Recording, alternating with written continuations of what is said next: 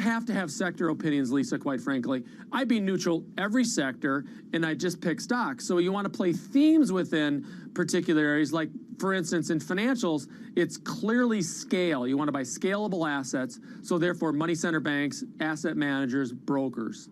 Brian Belsky, we're not letting you go, so stick around. Right now, let's take a look at what is going on in the market ahead of the open. Bloomberg's Abigail Doolittle joining us now. Abigail. Well, Lisa, we have Credit Suisse earlier. The shares had been popping higher in a little bit of a relief rally as the bank has quantified the cost of the Archegos mess, $4.7 billion hit, but now that stock is back lower. And some of the names, the stocks involved, and ones in particular that Credit Suisse has been offering block trades on and over the last 24 hours, Viacom, VipShop, and Farfetch, all lower as well. So this mess just keeps going. However, we have a bit of a true relief rally for energy. That was the only down sector yesterday, down more than 2% yesterday in sympathy with oil. We have a little bit of a rebound in oil that is helping the energy sector, but BP also is very close perhaps to buying back its own stock. Investors clearly like that. Devon price target was raised over at Barclays to 27 from 22, and we see Occidental Petroleum going along for the rise. A little bit of a recovery today, again, for yesterday's beaten down sector energy. Today, green on the screen, Lisa. Abigail Doolittle, thank you so much. Coming up, Secretary Yellen making the case for global tax cooperation. That conversation, how to pay for some of the economic dynamism, coming up with BMO's Brian Belsky and FTSE Russell's Robin Marshall. Right now, a turn to markets with just about 18 minutes to go before the New York Open. This is Bloomberg.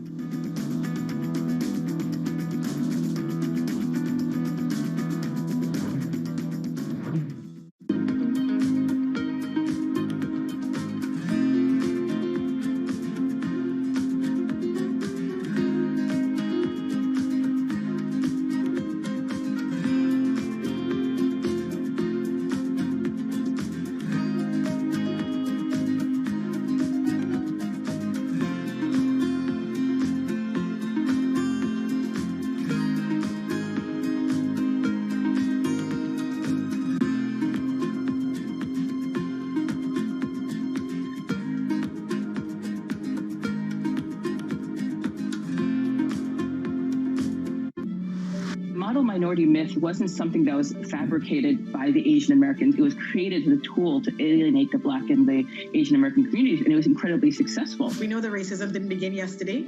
We know it's probably not going to end tomorrow, but it is our job to make sure that there's progress and we keep people safe, give people dignity. I spent a lot of time last year to just listen, to understand, to reflect and understand what I could do as a leader of this organization. For many years, we've been very shareholder focused, and now there really is much more of a community requirement. The economic downturn in the U.S., we're seeing unemployment and income losses affecting women more than men. 2/3 of the jobs lost in South Africa were women's jobs. So I think we're in a moment of crisis. Clearly, our societies are reproducing, not reducing inequality. We need better public policy, and we need companies to step up.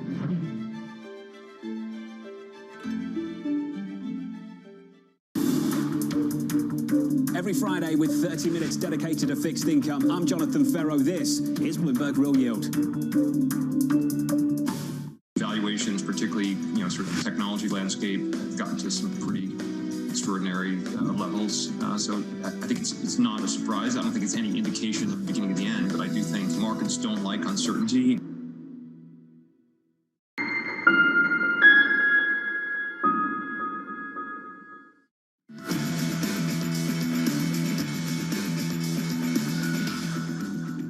President Biden's proposals announced last week call for bold domestic action, including to raise the U.S. minimum tax rate and renewed international engagement. We're working with G20 nations to agree to a global minimum corporate tax rate that can stop the race to the bottom. Treasury Secretary Janet Yellen showing her support for President Biden's tax plan and a global minimum corporate tax rate.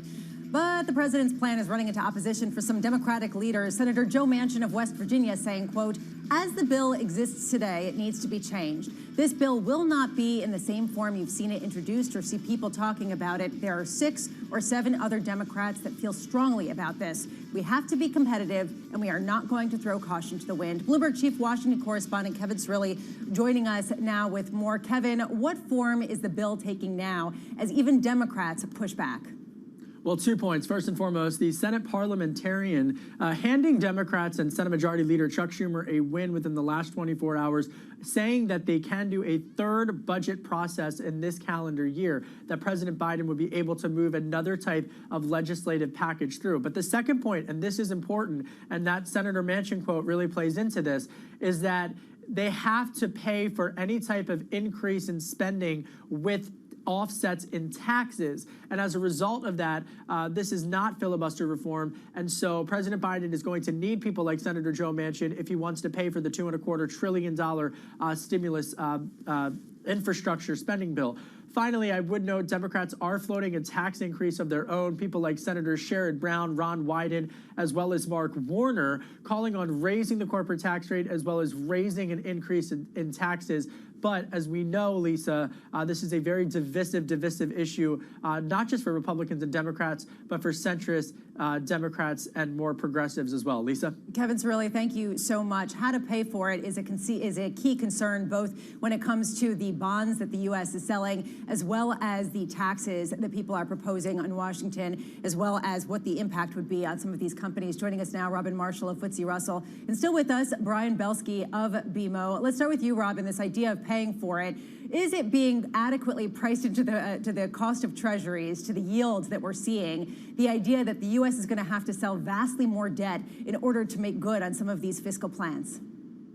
Well, I think, you know, when you look back through the last 20, 30 years, actually the level of issuance hasn't always been a great guide to the level of yield. So I wouldn't infer mechanically, I don't think one can infer mechanically from the level of debt issuance to where yields will be, because it will depend on the level or the rate of growth and the rate of inflation in the economy in the end. That's always been the best guide, you know, to yields in the treasury market, as in other fixed income markets. But I think you've touched on a huge issue here in terms of paying for these stimulus measures in the medium and longer term, and whether or not you can do that without scaring consumers as well. I mean, that was the problem in Japan, that, you know, people in the end didn't spend because they were worried about having to repay for the stimulus in higher taxation down the road. So this is going to be an issue, and I'm surprised there hasn't been more discussion of helicopter money,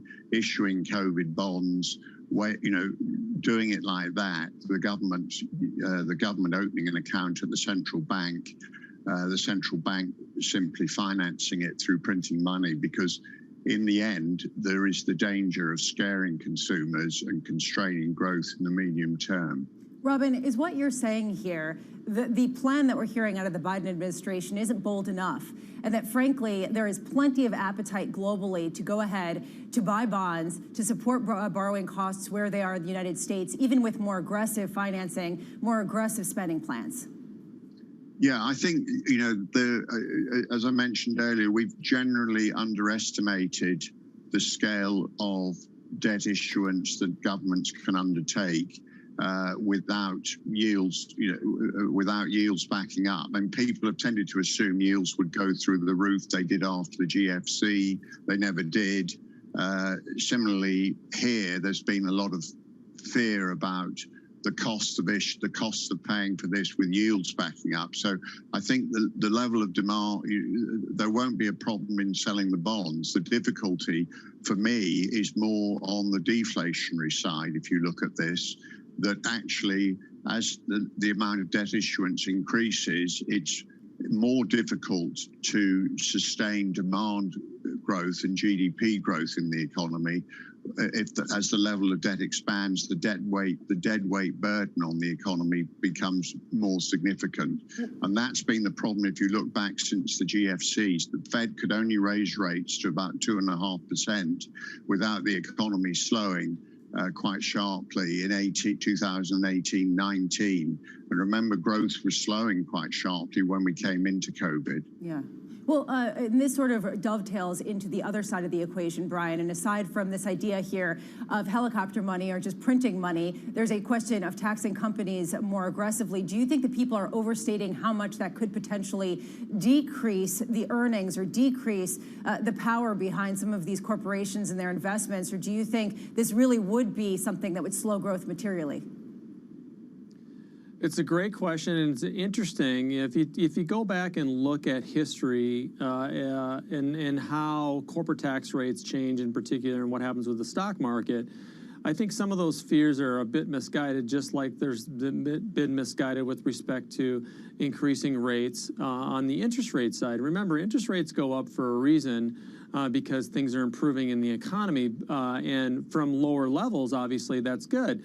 From a tax perspective, it's a similar type of trend. However, given the back and forth action of politics that we've seen in our country, in the United States, the last 10 years or so, we could be this back and forth perspective in terms of taxes. I think the more important thing going forward is, if you go back to the financial crisis, remember the bullet that we were using was primarily monetary policy.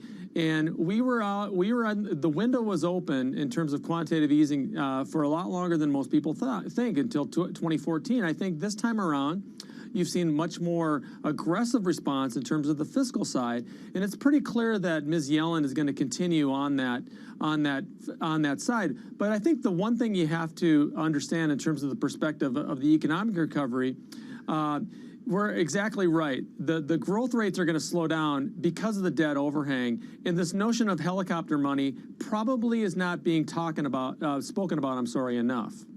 Okay, so are you saying that helicopter money would be beneficial, the idea of printing for stocks, and that you think that that should be the approach taken, Brian, just quickly? Oh, no, I don't think it's about stocks. I think they could wrap up the debt in a 50 or 100-year piece of paper at a much higher rate, and there would be a natural buyer of that instrument. This is the key debate. Brian Belsky, Robin Marshall, I thank you both for being with us. This definitely is what people are focusing on. How will the U.S. pay for some of these ambitious plans, or are they not ambitious enough for the growth that we need to get out of this debt cycle that we have currently? Coming up, the analyst action you need to know, that's next in our morning calls. And later, stocks recording their broadest rally in 11 years. That conversation still ahead with J.P. Morgan's Jack Manley. We see a churn to markets, some green, some red, a calm before earnings. This is Bloomberg.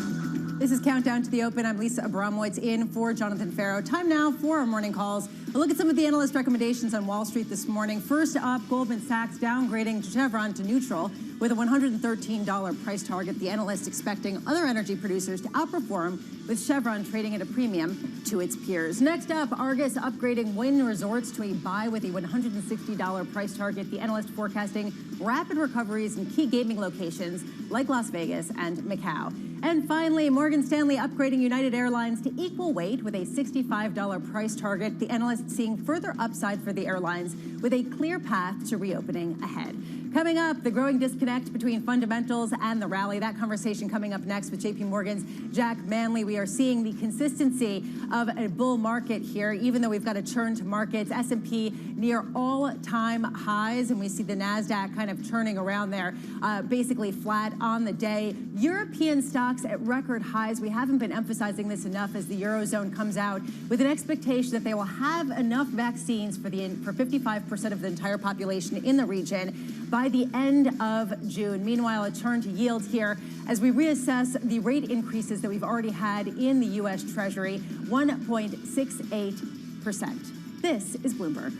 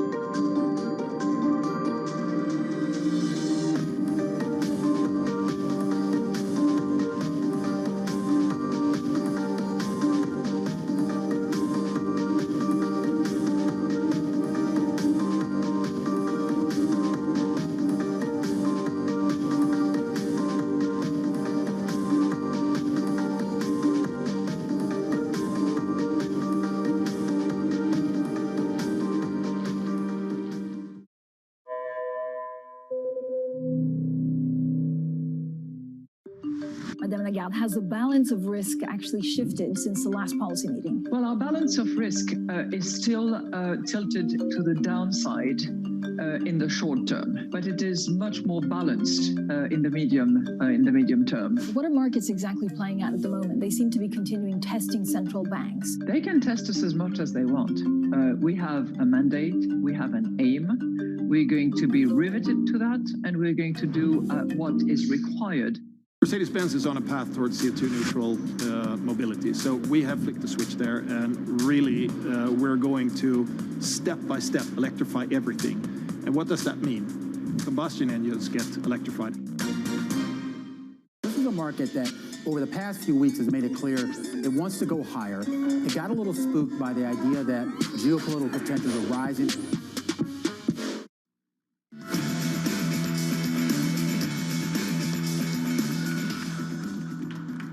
This is Countdown to the Open. I'm Lisa Abramowitz in for Jonathan Farrow. Moments away from the opening bell. Yes, we have a turn to markets, but what we've seen is the Russell 2000 eke into the green, interestingly, after the lead was really held by the S&P and by some of the large cap names. Here we are also seeing the NASDAQ losing some of its traction from earlier, as well as the S&P. Meanwhile, if you flip up the boards and get a sense of where we are in the yield space, we can see yields just a touch lower, 1.68% on the 10-year, and a bit of dollar weakness as people reassess the call that we have continued to see, which is a weakening, a strengthening dollar, what this means for the path ahead as we assess the reopening of Europe and the reopening of the developing world. Right now, to get a check on the markets as they head around record highs, Abigail Doolittle joining us now. Abigail. Hi there, Lisa. Well, some stocks on the move that may help those record highs materialize. Let's take a look at names moving on street recommendations, starting out with the shares of Snap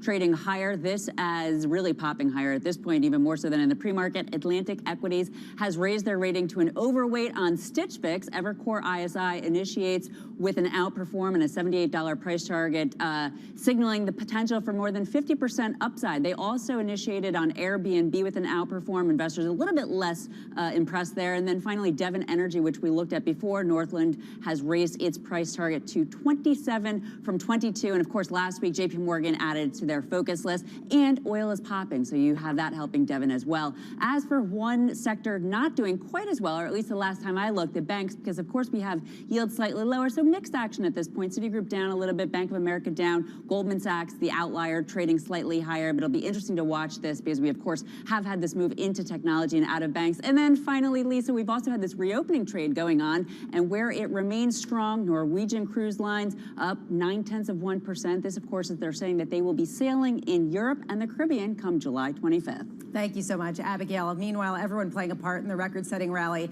The S&P's broadest advance since 2010. BMO's Brian Belsky weighing in just moments ago. Year two of the bull has started as part of our 20-year bull market that we've been, as you say, very consistent on. We think that in March of 2020 was the reset of the secular bull market.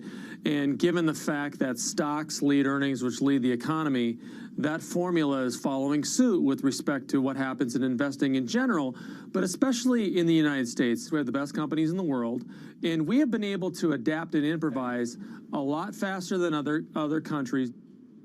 For more, let's bring in Bloomberg's Kaylee Lyons. Kaylee.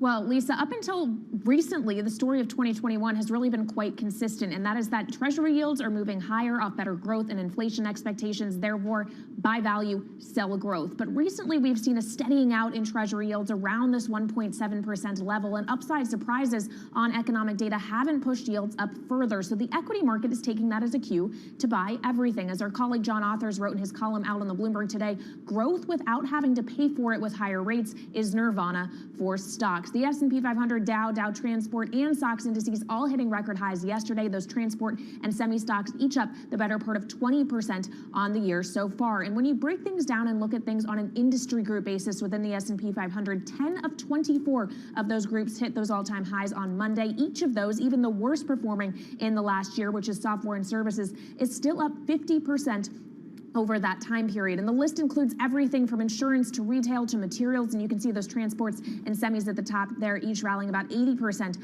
on the year. So the point of the story, Lisa, is that this equity rally has widened out. It's not just about energy and financials anymore. There is breadth. And if you actually look at the members of the S&P 500, 95% of them are trading above their 200-day moving averages. That is the broadest strength we have seen for the index in more than a decade, since going all the way back to 2009, Lisa. Kaylee, thank you so much. JP Morgan's Jack Manley expecting a stronger recovery to drive appetite for equities, writing the reopening story in the U.S. is a freight train, and it's going to be very hard to stop or even slow. The U.S. recovery story is not just durable, but also perhaps stronger and faster than initially expected. Jack joining us now. Jack, what are the contours of this freight train? What are the contours that an investor should really consider when deciding what to buy? Well, there are two big macro forces out there, I think, Lisa, that are influencing the overall economic story. One of them is the better than expected vaccination picture. Some of that has to do with the rollout that's been faster than expected. Some of that, of course, has to do with increased acceptance of the vaccine. The other thing is the fiscal story and the fact that there is just enormous fiscal firepower behind this. We see an enormous amount of pent-up demand as a result of everything shutting down in 2020, just itching to get unleashed at some point, likely in the back half of this year as the pandemic subsides and some of this stimulus money starts to trickle out. That means that I think there's a lot of room for a broad-based rally this year, and I think there are a lot of good opportunities from an equity market perspective. Broad-based rally, and yet when you talk about strength that is perhaps beyond what people are expecting, I have to think about interest rates and where they are, the fact that yields can only rise so much before equity investors start getting nervous. What's that point for you? Well, the first thing I always like to think about with the yield story is that we don't operate in a bubble. We don't operate in a vacuum, I should probably say. And as long as the rest of the world continues to lag behind the U.S., or most of the world continues to lag behind the U.S. in terms of the vaccination story, it's going to be hard to see a narrowing of interest rate differentials. And as long as U.S. interest rates look attractive to foreign buyers, there will inherently be a lid on that number. But to actually put a finer point to it, we have done a little bit of research in-house. It seems historically speaking, and this is just looking at sort of basic statistical modeling going back a couple of decades, roughly 3% on the 10-year is where things just start to get really scratchy. Now, that may be a little bit high relative to what we're actually looking at, but I still do think that there is room to run, at least in terms of interest rates, before equities really start to feel the pressure. So as we have room to run, where are you looking in particular? I mean, we've already seen that cyclical rotation that everybody was talking about 2 months ago sort of bear itself out. Now people are questioning it. Are you going with the big tech names? Are you going with sort of the staples? Or are you moving continually into the small caps, into some of these more consumer-focused names?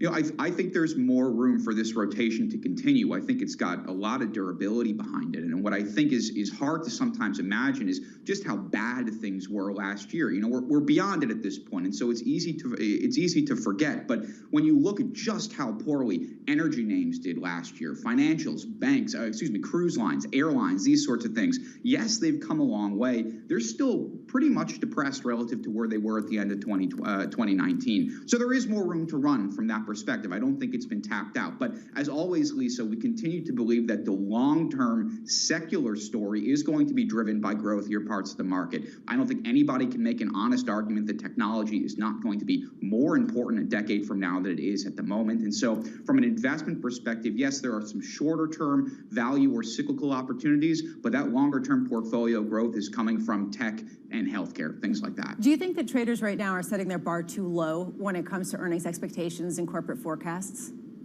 I would think so, and that's been a trend that we've seen really for the last 12 months, and it's one of the things that has actually almost paradoxically encouraged some of this very strong stock market performance we've seen since things bottomed out in March or April of last year. Analysts have been extraordinarily pessimistic about the earnings picture, and companies have been, I think, remarkably resilient in terms of being able to shore up expenses and figure out new revenue streams. And while things were clearly bad, there's no beating around that bush, they weren't as bad as they were expected. And so I don't anticipate this story deviating much, at least in the quarters coming ahead. How does the work from home trend kind of fit into this? The idea that there are certain areas of the market that really didn't sell off nearly as much and perhaps have already been more fully priced. I mean, do you think that there's still a buy and that they still have that sort of dynamism of invention and the future?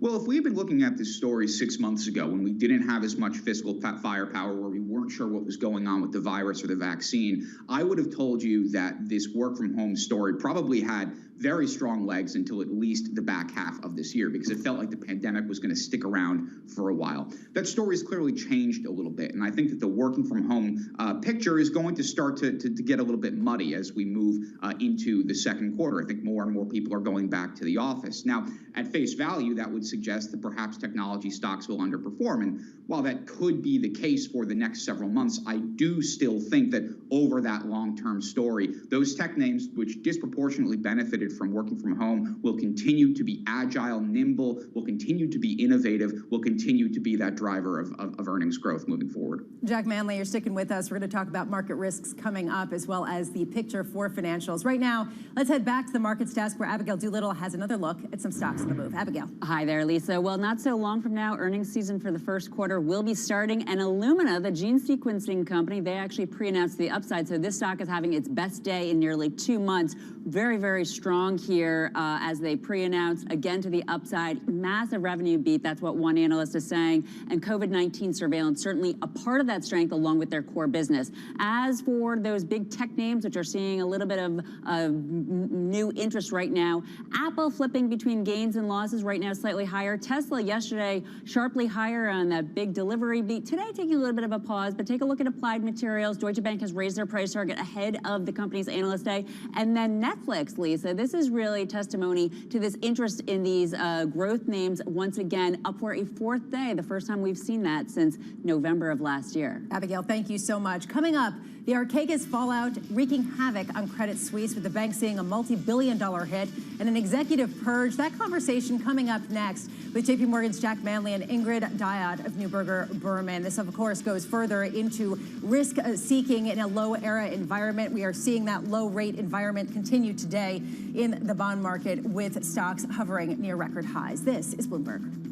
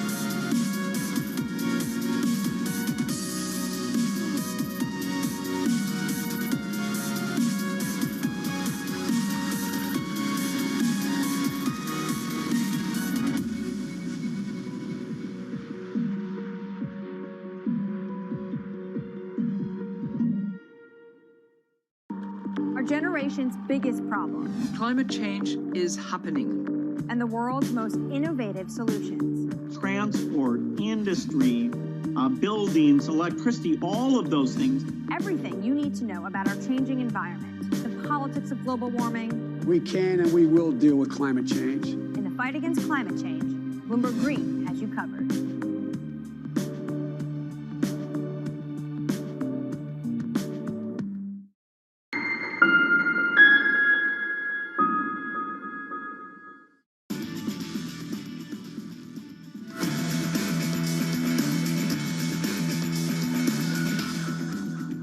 Getting to a level where negative rates are creating almost more financial risk than they're helping. One of the negative consequences of having ultra-loose monetary policy is that then you can have, someone with stocks, geared 10 to 20 times. That's clearly a massive bank failure, but it's also a sign of a time. Algebra CEO Davide Serra joining a growing chorus of investors expecting a repeat of the Archegos saga. Credit Suisse emerging as one of the biggest losers, taking a $4.7 billion hit and cutting dividends. Nouriel Roubini of NYU Stern School saying this isn't the last incident. We're seeing widespread frothiness, bubbles, and risk-taking and leverage. Lots of players have taken too much leverage, too much risk, and some of them are going to blow up. For more, let's bring in Bloomberg's Wall Street correspondent, Sonali Basak. Sonali, you also interviewed, of course, Guggenheim's Scott Minard, who had a similar message. What's the latest on how much risk people think is building? Listen, Lisa, and the risk is coming in from all different places, right? You had that basis trading debacle you saw at the beginning of last year, late 2019. The Federal Reserve really having to intervene in repo markets. You saw the issue with GameStop. You saw the short interest and the leverage really taken on by means of excessive shorting, right? And then now this. right? So you've already actually seen a number of hiccups in the last 18 to 20 months. The question is, how do you get a handle on it, right? All of these are happening in different asset classes, and you're seeing pockets of excessive risk-taking among different trades. This comes down to a matter of disclosure, as you know, and it also comes down to a matter of, the banks and the regulators seeking to rein in their clients. The question is, will they? Shonali, thank you so much. You'll be having, I'm sure, interviews throughout the day, and you've done a great job. Your interview with Scott Minerd is a must-watch, talking about how he sees this as an inevitability. Joining us now, Ingrid Dyot of Neuberger Berman, JP Morgan's Jack Manley is still with us. Ingrid, I want to get your sense of how concerned you are about the risk-taking out there, the idea that investors are being propelled to take larger risks and rewarded for it by both Fed policy as well as fiscal spending. Yeah, thanks for having me, Lisa. Clearly, this market has been driven by valuation expansion, as you've highlighted, by the central bank policy. And from our perspective, it really makes sense to focus on earnings and free cash flow, strong balance sheets. And that's certainly one way to mitigate the risk that's out there, because leverage combined with valuation expansion certainly can be a dangerous place. But by focusing on companies that are growing their earnings, have strong free cash flow, we really see this as a mitigation to a market that clearly is very exciting, given the opening, the economic recovery, all the fiscal stimulus, et cetera. But in terms of risk, inflation is certainly on the horizon, or certainly could be, given all this spending. Will you have the right people to drive your business in an economic recovery? And so these are all issues that we're looking at, and really trying to find those companies that have embraced human capital management, treated their workers well through the pandemic, and will likely not be immune to these problems, but will likely have the workforce and the talent to get them to the place they need to be as the economy recovers. Jack, there's a question as people look to companies that perhaps are underpriced. People have been pointing to the banks, and they say that they would benefit also from an inflationary environment where yields are rising, just as Ingrid was talking about. And yet there is this question of how much risk some of these banks are taking. Yes, they're highly capitalized as a result of some of the regulations, but that income, perhaps, is it being overstated by risk that may be unearthed as being perhaps inflated relative to where valuations end up being? Well, I don't want to diminish any of the risks out there, because I think that we've seen plenty of examples, as highlighted earlier, over the last 12, 18 months of these little flare-ups, flashes in the pan, if you will, when it comes to equity market and risk kind of coming home to roost. But as things stand right now, they do seem like one-off hiccups. And I would completely agree with the previous comments that a lot of what we can do to mitigate these risks, and hopefully what better run banks are doing to mitigate these risks, is to focus more on the quality type story. I think you can almost draw a parallel, not exactly, not perfectly, but there's something there to what we were seeing back in 2019 with this rising risk of BBB bonds within the fixed income space, and the fact that there was too much risk, there was too much leverage, a lot of concern about what would happen if things blew up. And the answer back then, as I think it is now, as was just mentioned, is this play towards quality, to look to companies that are run better, to look to companies that are able to organically grow their earnings at a sustainable level, and hopefully the better run institutions out there are taking positions in these parts of the market. Although, Jack, do you see some of your colleagues at other firms taking risks that perhaps are excessive in your view? Or, do you think that there could be other blow-ups, even if they are flashes in a pan, like what we've seen with Archegos? Well, I can't speak to that personally, but I can tell you that it doesn't seem like Archegos is going to be a one-off issue. It seems like we probably will see more things like this over the next 6 to 12 months, because valuations are very, very high and interest rates are reasonably low. And as was mentioned earlier, I think investors are kind of being forced to take risk because there really is no alternative out there. So to say that this was a one-off thing, I don't think would be correct. The bigger issue, though, is that is it able to topple the financial services industry? Is it able to topple the market? And I just don't see it being that big of an issue right now. Ingrid, would you agree with that there does seem to be the landscape for another type incident, or several, but that they will remain sort of isolated, idiosyncratic flashes in a pan? I would absolutely agree. By investing in the stock market, there's always uncertainty. We'll see company-specific challenges. But again, there's a lot of opportunity, and it's not just tied to where we are in the economic cycle. We're really big believers in secular growth, and secular growth can be themes like decarbonization of the economy, digitization, and even owning, getting back to the comments, Jack's comments on quality, owning companies that are high quality, operating in highly fragmented markets and can take share. So they'll be beneficiaries of the stimulus spending. They'll be beneficiaries, many of them, of the infrastructure bill. But it's not just tied, the businesses aren't just tied to where we are in the economic cycle, but they have the secular growth either tied to a theme or tied to just, quite frankly, being better operators. And in all cases, when you focus on buying businesses whose value proposition results in free cash flow and earnings, and they have strong balance sheets, and they're focused on returns on invested capital, we see this as a real opportunity in the current market environment. Jack, it raises a question. What you guys are talking about sounds very much early, mid-cycle. Is that sort of where you see us right now, mid-economic, mid-market cycle?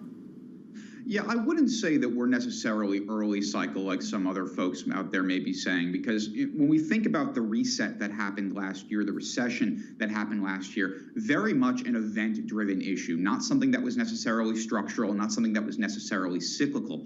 And I think the fact that the labor market, for example, has improved so rapidly, the fact that economic growth has increased so impressively, the fact that services activities are coming back, the manufacturing activity has come back, it almost feels like we're very rapidly approaching where we were pre-pandemic. And that's not to say that things won't be different, at least on the margin, but to pretend like this is necessarily going to be the start of a brand new, 11, 12-year economic expansion, I'm just not so sure about that. It's not to say that it's not possible, but to think of this as being early cycle as opposed to being closer to mid-cycle, I think would be a little bit premature. Jack Manley, Ingrid Diop, both of you, thank you so much for being with us this morning. For some of the sector price action this morning, let's bring back in Bloomberg's Abigail Doolittle. Abigail. Well, Lisa, with the S&P 500 hovering near its all-time high, not quite there, let's check out what's happening in the Bloomberg terminal and use the IMAP. It's interesting because more sectors are trading higher. However, the moves are so small, it's not taking the S&P 500. Plus, the top sector, energy, rebounding after yesterday's loss, up 1.4%. That's just 3% of the S&P 500's total weighting. So we'll have to see whether or not some of the weightier sectors start to move up, such as tech, which is right now down about 0.4%. On the year, though, Lisa, as you know, it is a different story. It's all about the reflation sectors, the two top sectors. Today's winner, energy, up 31% on the year. The financials up 18% on the year. Lagging, although we're seeing more interest right now, discretionary and tech, those mega cap tech and internet names, lagging on the year. But over the last week, we're starting to see a catch up. Let's see if it lasts, Lisa. Abigail, thank you so much. This morning, it does not seem like that catch up is actually happening. Coming up, the market moving events that you need to be watching. That's next in our trading diary. Let's take a look at those markets. Actually, we're seeing the NASDAQ turn lower, albeit very, very briefly and small. Basically flat in the day. The S&P also flat in the day, although marginally higher.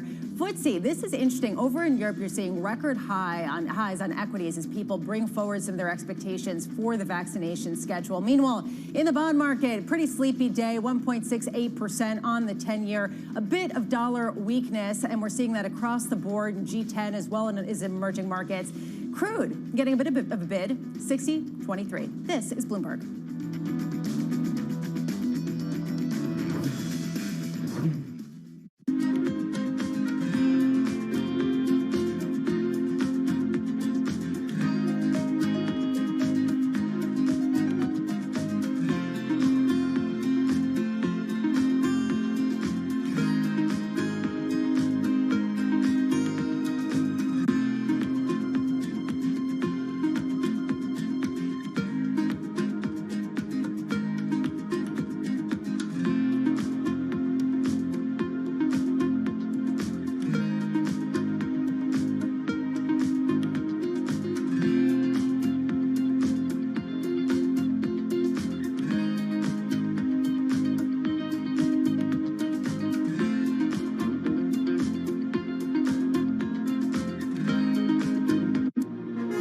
BSO Now is your online home for brand new Boston Symphony Orchestra and Boston Pops performances. Discover new releases each week that include behind-the-scenes storytelling with conductors including music director Andres Nelsons, guest composers and musicians, plus critically acclaimed archival concerts and more. Visit bso.org/now, where the music plays on. BSO season sponsored by Bank of America.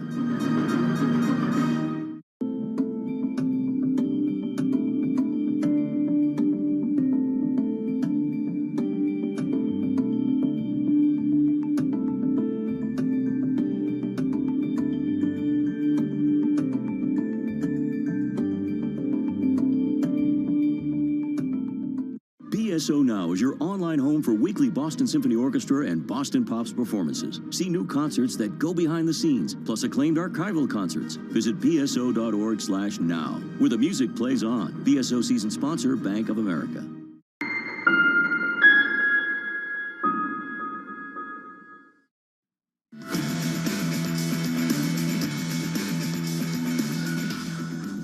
Time now for the Trading Diary, what you need to be watching this week. President Biden updating the vaccination efforts later this afternoon, then unveiling his jobs plan on Wednesday, followed by the FOMC minutes and Fed speak from Presidents Evans and Kaplan. I will get my words out. Then Fed Chair Jay Powell speaking on Thursday, key to look for whether he will edify the market's expectations for a rate hike as soon as late this year or next year, late this next year, actually. And rounding out the week on Friday with U.S. PPI.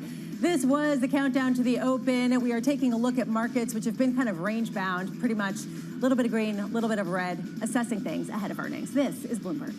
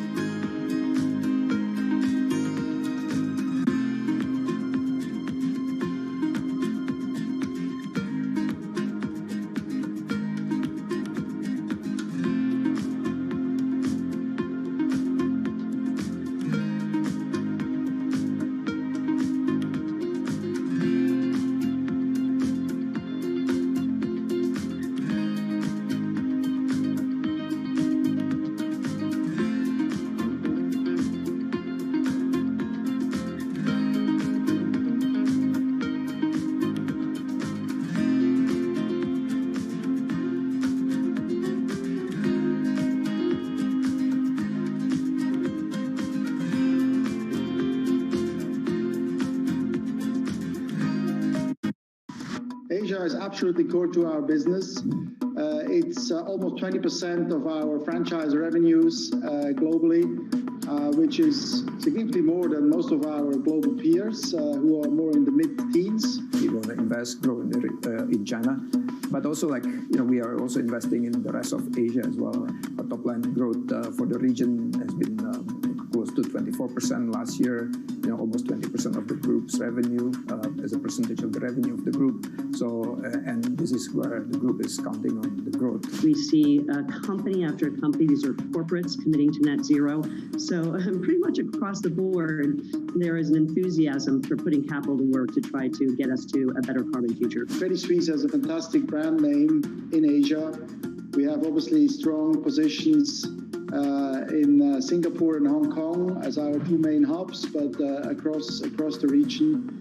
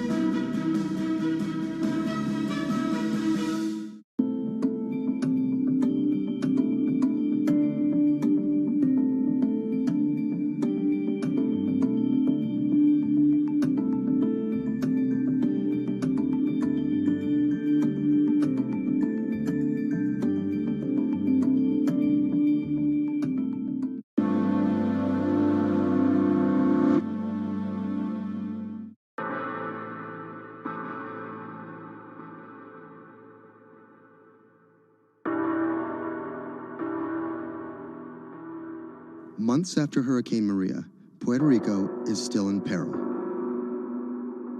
Huge swaths of the island are still without power, running water, or access to medical care. Experts estimate that it will take years before these services are restored island-wide. Much of the blame has been placed on FEMA for a slow response in comparison to recent disasters on the mainland. But recovery from a disaster of this complexity and scale has proven more challenging than anyone anticipated. And filling the gaps between an overextended public sector and a suffering populace falls on the private citizens.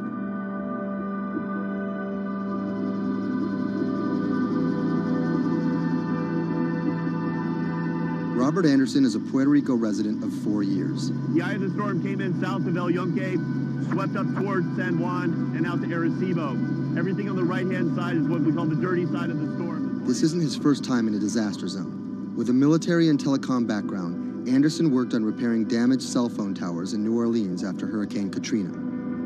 Some might be tempted to label him a disaster capitalist, seeking lucrative government contracts for his expertise. But as Anderson finds himself in the middle of a humanitarian crisis, he and his associates are developing a variety of pro bono recovery projects that target the island's hardest hit areas. I see two Puerto Ricos. We're here in San Juan. They have telecommunications restored. They may or may not have power, but basic services are in place. They're able to get food. They're able to buy things. They're surviving.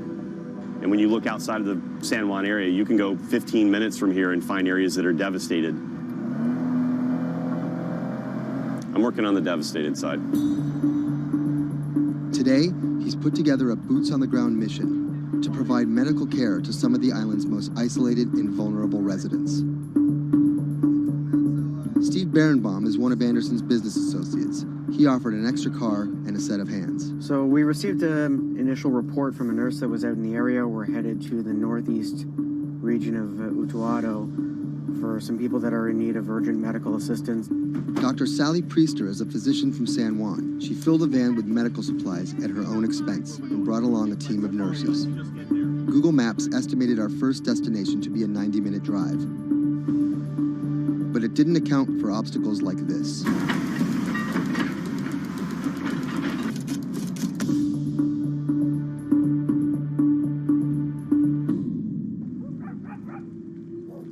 Our first stop was the home of an 82-year-old blind Vietnam veteran. His roof was blown off by the storm, and he's been living alone in a back shed for nearly 2 months. His cane actually got broken in the storm, so he's limited mobility. He has a number of medical ailments. Dr. Priester's having a look at him. We called the VA. They're going to get him set up with what he needs, get him stabilized so he can then be transported either to an evacuation center or off the island. It's when the chain gets broken, when those families that are connected to them leave the island or take off. These guys get left at the end of the road, and it's tough. FEMA was not officially part of Robert's team, and their arrival caught everyone by surprise. Their job here was to survey and report back to their superiors, and did not come with medical aid of any kind. People think that FEMA is there to hand out bottles of water, and it's not what they do. FEMA has a role to play. They have a very specific role. They bring in ships, they bring in airplanes, they bring in tractor trailers with pallets of things. But they're a big machine, and there's gaps in that thing. And you're seeing one of the gaps here, and we help fill that role.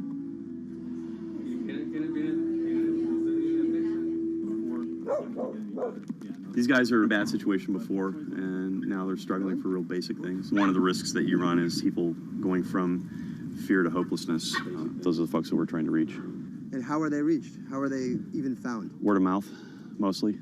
And what's your role in all this? Ghost in the machine.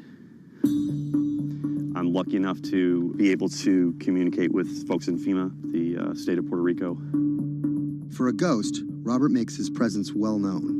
Not only was he the de facto leader of the mission, now with FEMA in tow, he created his own maps to survey storm damage. So we're right here. And delivered them to FEMA HQ free of charge.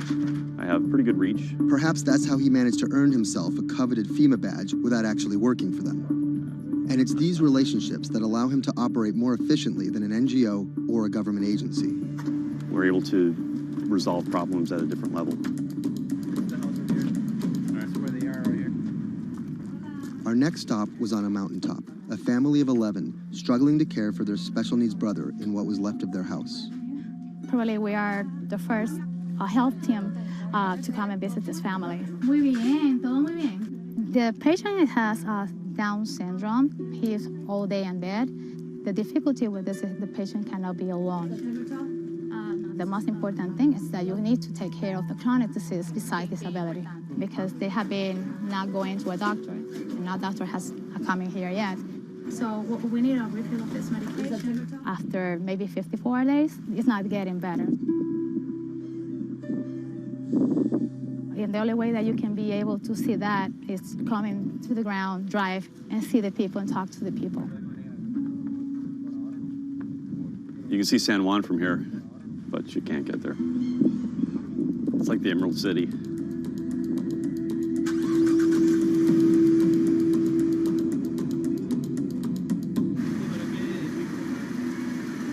On this stop, we caught word that a man living alone at the edge of the jungle was in need of care. So we decided to take a little detour, come up here and check out and see what's going on. One of the challenges is to find those people that are at the end of these roads that need help.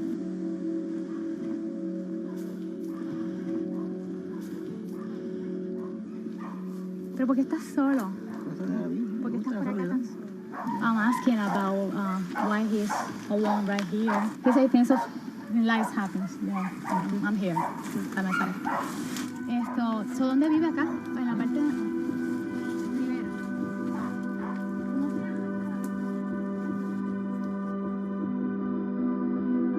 This is not a job. To do this, you need to have passion for what you can do. You're not going to get paid. It's said in disaster response and emergency response that the real first responders are your neighbors. You don't need to wait for a lucrative FEMA contract to go out and do good and to help the community. In the end, do you feel like you're making a difference?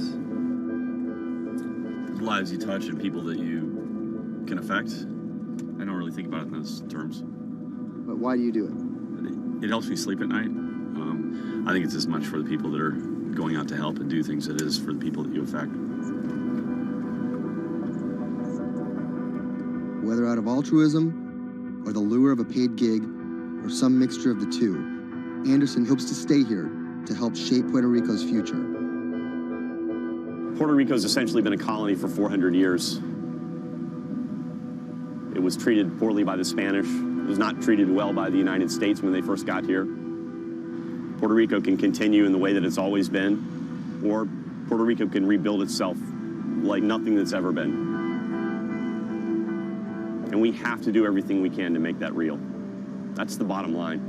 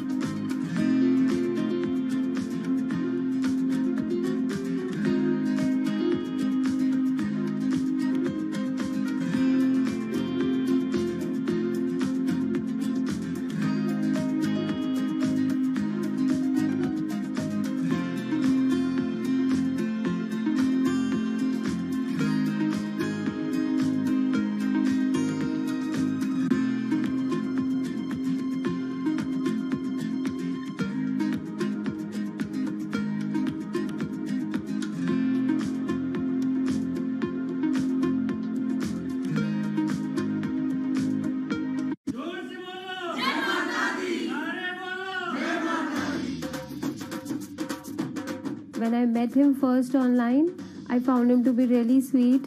I think I was the one who was talking for an hour. He was just listening. When we met, I saw her. She was beautiful, intelligent, and kind, which was, something that I was looking for.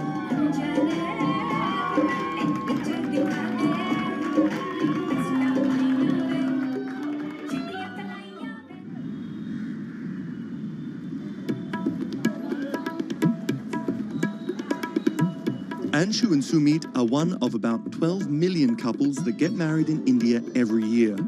Unlike their parents' generation, they're not from two close villages, but from two cities on opposite sides of the country. And their love didn't start through community matchmaking, marriage brokers, or classified ads in newspapers, but began online. So we met through jeevansathi.com. So it's basically an online portal where we have detailed profile of different grooms and brides. It makes a lot of remote profiles who are located in distant areas more accessible. Thanks to growing internet and smartphone usage, matrimony websites and apps in India are starting to disrupt the matchmaking industry. More and more people are finding their partners at the click of a mouse. jeevansathi.com, where Anshu and Sumit met, is one of the biggest players. Young Indians looking for love set up profiles including their caste and horoscope, but their criteria for spouses appears to be changing. We have seen the shift from traditional caste community conservative parameters to something like which is more focused on education, employment. Anshu and Sumit's marriage was initiated by their parents, but modern Indian couples like them have more input than previous generations. We looked up to them to agree for the proposal, but it was primarily our decision that we wanted to be with each other. So what's the emoji you use the most to send to each other? There's a bear which basically we use for indicating a hug. Yeah, that's our language basically. Bear icon for a hug. Time flies when you're in love, and just 1.5 months after they first met online, the couple got engaged. They decided to hold their wedding less than 3 months later. But planning a traditional Hindu wedding on such short notice is no easy task. The massive event usually lasts 3 days, has various ceremonies and celebrations, and involves the entire two families and hundreds of guests. Luckily, there are websites and apps for that. We searched online, we got in touch with Wedding Brigade, and they helped us finalize the venue. And it makes the search faster and efficient. Startups like the Wedding Brigade are challenging traditional wedding planners in this $50 billion industry. It provides various services from booking banquet venues to buying wedding gowns. The website makes money by charging commission from vendors. People don't want to be limited to what is available around them. They want to know the entire range of options available before making a decision. And now it's easy to find almost everything on one portal.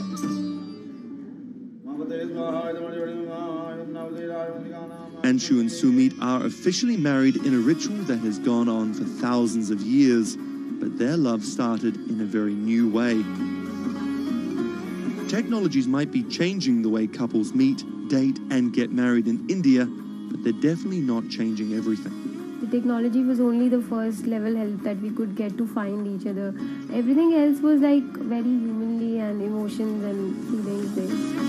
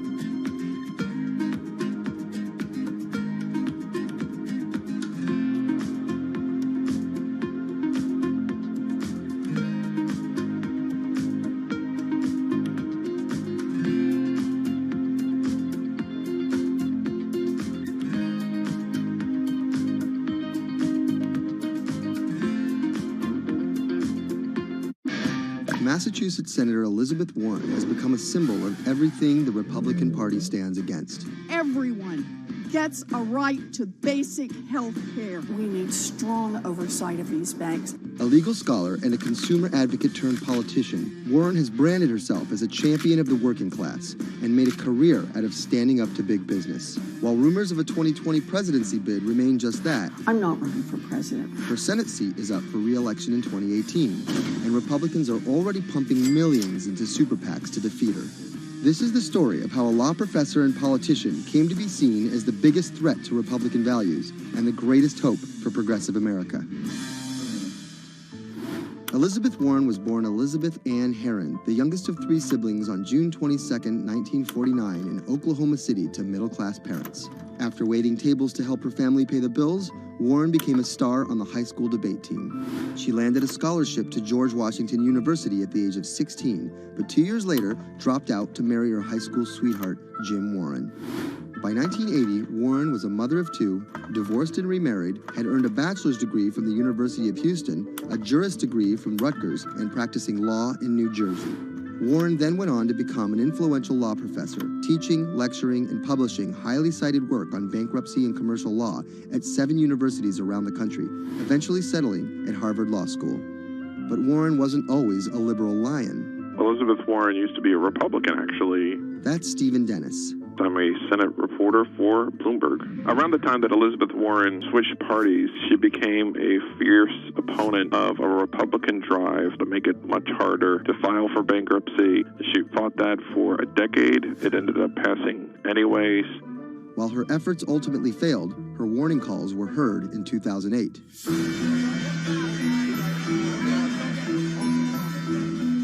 We're in the midst of a serious financial crisis.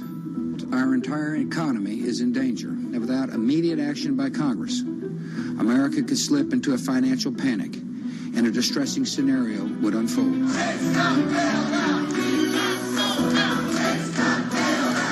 Professor Warren was tapped to help with oversight in the government bailout. She would excoriate bankers and their bonuses and their practices. Why should the U.S. taxpayer alone carry city? She proposed a series of tough regulations, which became the basis for much of the Dodd-Frank financial law that we have today. That sort of catapulted her to national stardom, particularly among the progressive left.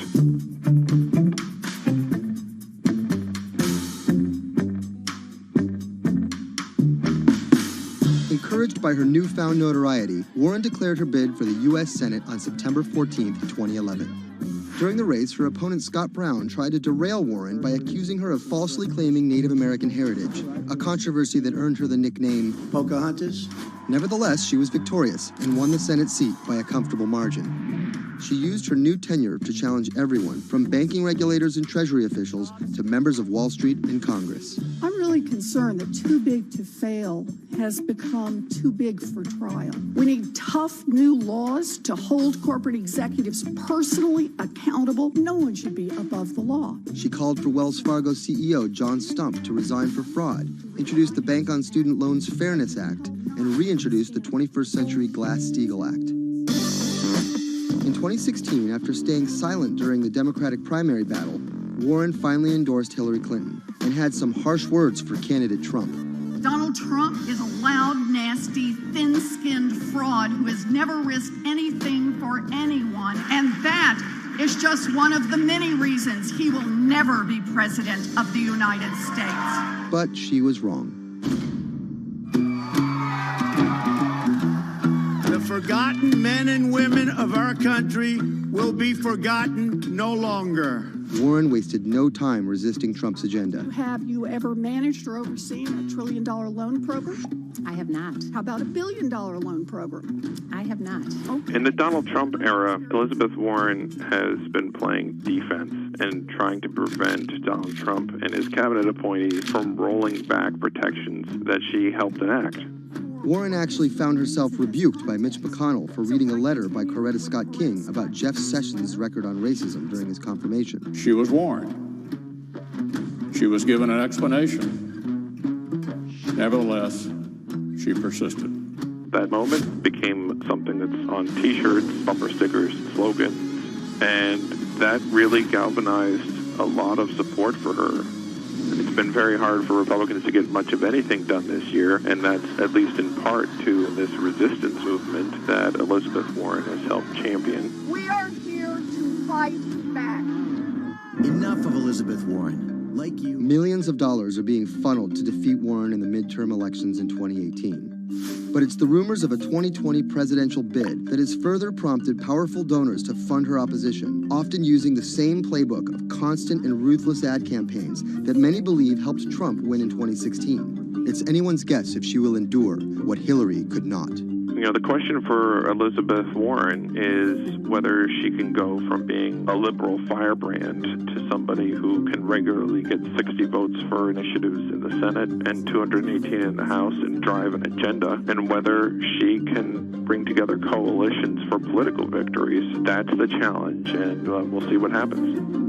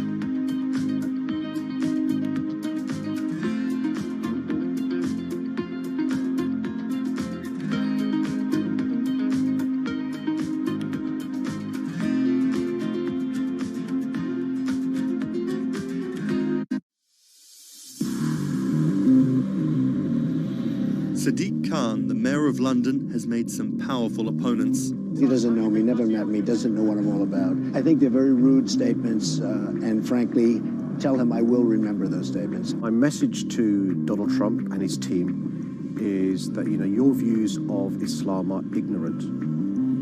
He's the first Muslim mayor of a major Western capital and proud of it. This is how Sadiq Khan went from the son of Pakistani immigrants to a lawyer, lawmaker, and now the mayor of London. Khan's parents emigrated from Pakistan. His father was a bus driver, his mother a stay-at-home seamstress. The 10-strong Khan family squeezed into a 3-bedroom flat in South London. He wanted to be a dentist, but TV in the 1980s convinced him otherwise.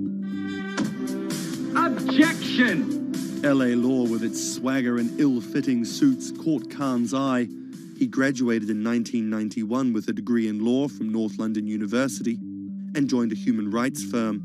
Khan worked a number of high-profile cases, often clashing with London's Metropolitan Police Force. But he had bigger political ambitions.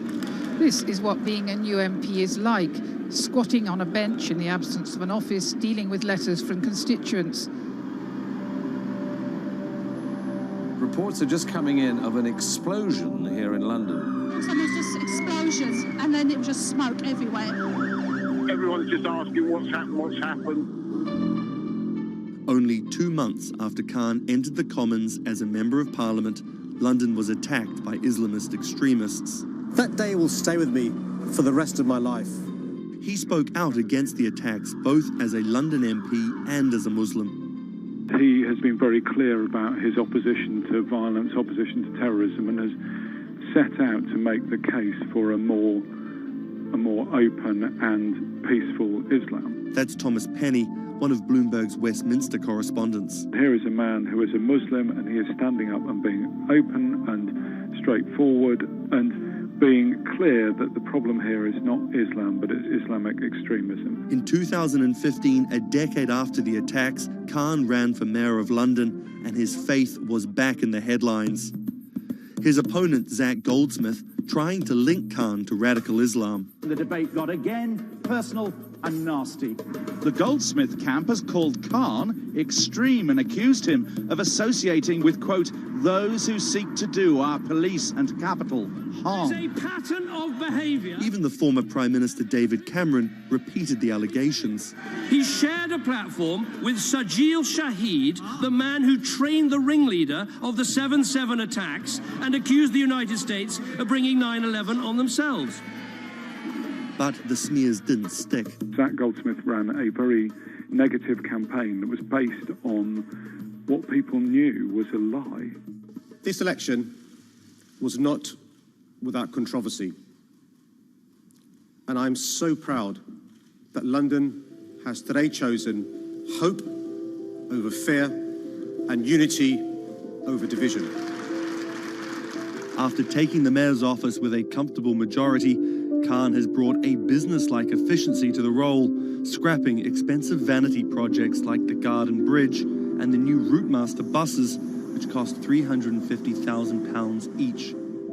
The former lawyer who used to fight the police in court is now praised for his close relationship with them. I was talking to a very senior police officer in the Metropolitan Police who said there was a sea change when he went into City Hall, and the police were saying how much they welcomed this because they knew where they stood and it was more straightforward to work with. So he works like a lawyer, he works like a government minister. Khan's kept his faith at the fore. He's an outspoken voice for moderate Muslims across the world. Donald J. Trump is calling for a total and complete shutdown of Muslims entering the United States. Now, by giving the impression that Islam and the West are incompatible, you're playing into the hands of the extremists. The ongoing spat between Khan and US President Donald Trump escalated when Trump went after Khan, misquoting him on Twitter just hours after the terrorist attacks of June 3rd, 2017. Khan's now one of the most prominent Labour politicians in the UK. In fact, a recent poll of Londoners found Khan was more trusted to keep the country safe from terrorism than the Prime Minister or the Labour leader. His story of going from the son of an immigrant bus driver to the mayor of one of the greatest cities in the world plays well with Londoners. But can he appeal to the rest of the nation? Has Khan got his eye on the top job? And is the UK ready for a Muslim Prime Minister?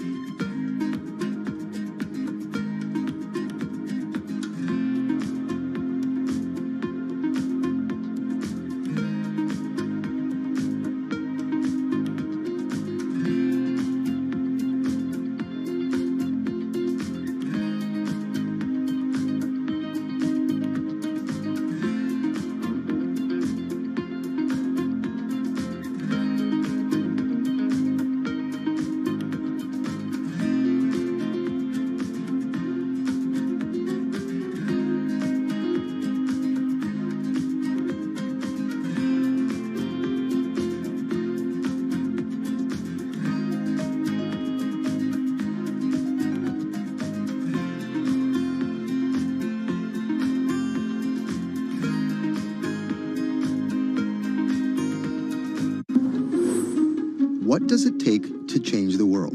A big army? A cure to a pandemic? A revolution? All of these take either a lot of people, thousands of hours, or massive amounts of space. But for Julian Assange, all he needs is one room, an internet connection, and the world will listen. Assange is located here, and more specifically, right here. And from that location, he's posted government secrets, classified documents, and leaked emails from some of the world's most powerful people. And in doing so, has been labeled a hero, a villain, a nihilist, and everything in between. This is how an Australian programmer sequestered in the Ecuadorian embassy in London became one of the most influential and notorious people in the world. Born in 1971 in Townsville, Australia, Assange has always been on the move. Living in over 30 homes by the time he was in his mid-teens, Assange, along with his mother and half-brother, finally settled down in Melbourne. His introduction to hacking started at 16 when he was given a Commodore 64, which he attached to a modem.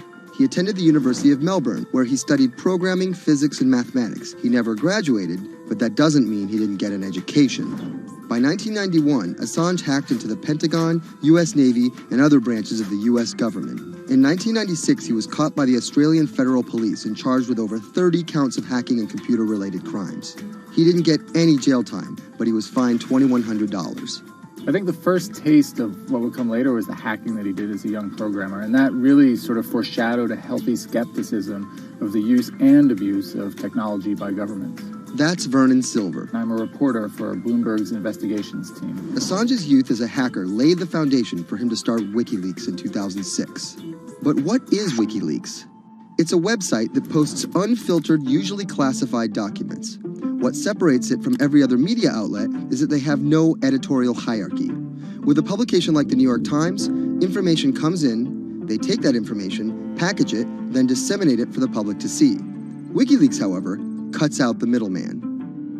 WikiLeaks gathers information, most of it given to them anonymously. So what they're doing is really very simple. They get the information in one end from who gives it to them and out the other with sometimes minimal interference. Julian Assange is the leader of that, the mastermind, the creator, and really, because he thinks of it as a journalistic enterprise, the editor-in-chief. But every story starts with a source, and Assange has some unconventional sources.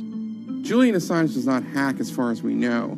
He is the recipient of people who are either insiders who give him secret documents or hacked emails from a foreign power. That's Eli Lake.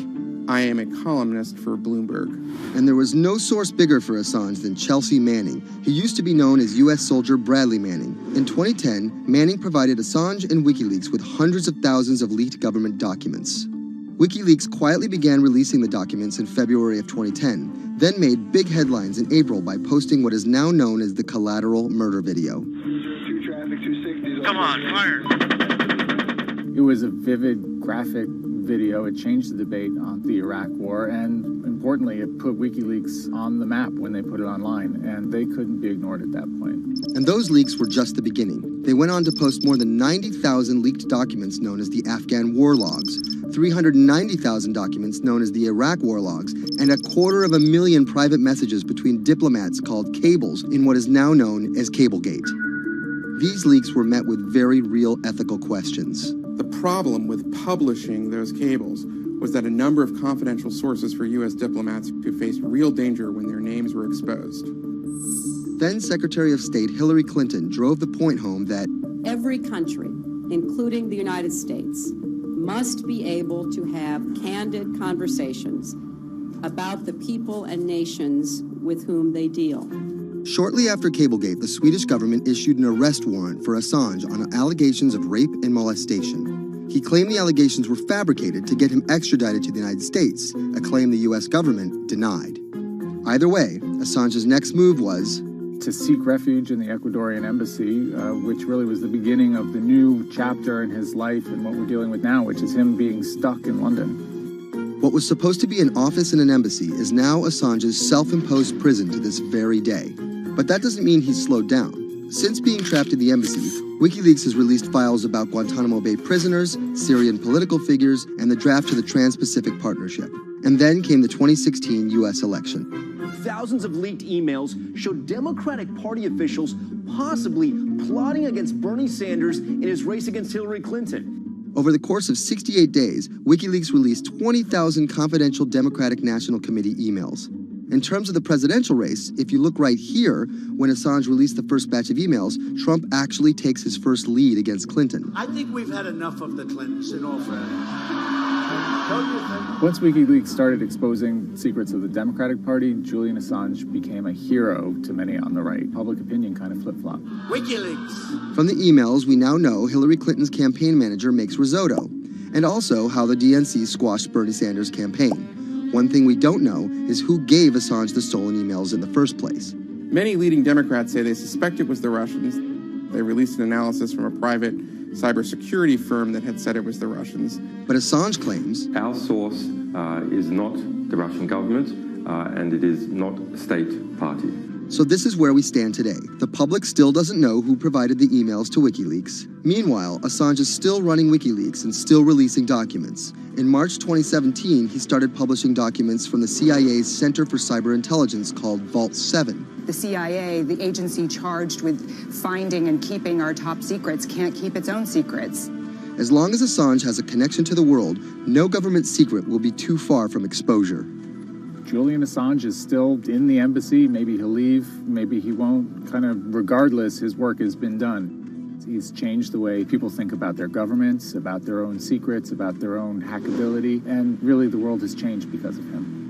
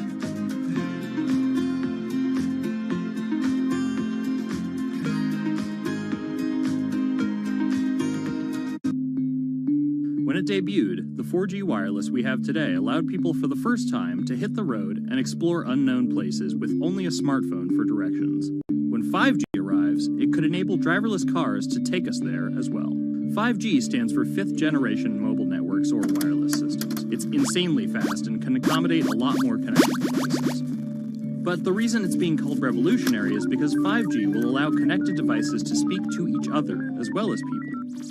Right now we're living in a world where really it's a one-way experience. That's Bloomberg tech reporter Ian King. The network talks to your phone, you look at your phone and access data, then you send something back to the network. What we're being told about 5G is that really for the first time we're going to see machines communicating with each other over mobile networks in a meaningful way. 5G could end up being 100 times faster than what we have now, with speeds that could reach 20 gigabits per second. In plain English, that means downloading a full-length HD movie in seconds. 5G will also increase total bandwidth, which we will need in order to accommodate the growing Internet of Things. We're talking about the class of devices like internet-connected refrigerators, thermostats, dog collars, but 5G will enable many, many more. Things like your utility network factories, where machines are just sat there not connected at all.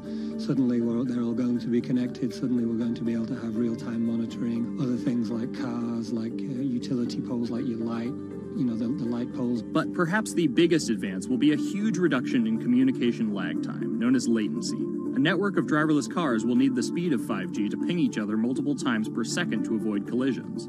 Near instantaneous data transfers could allow doctors to perform surgery remotely with a robotic scalpel. So how will all this work?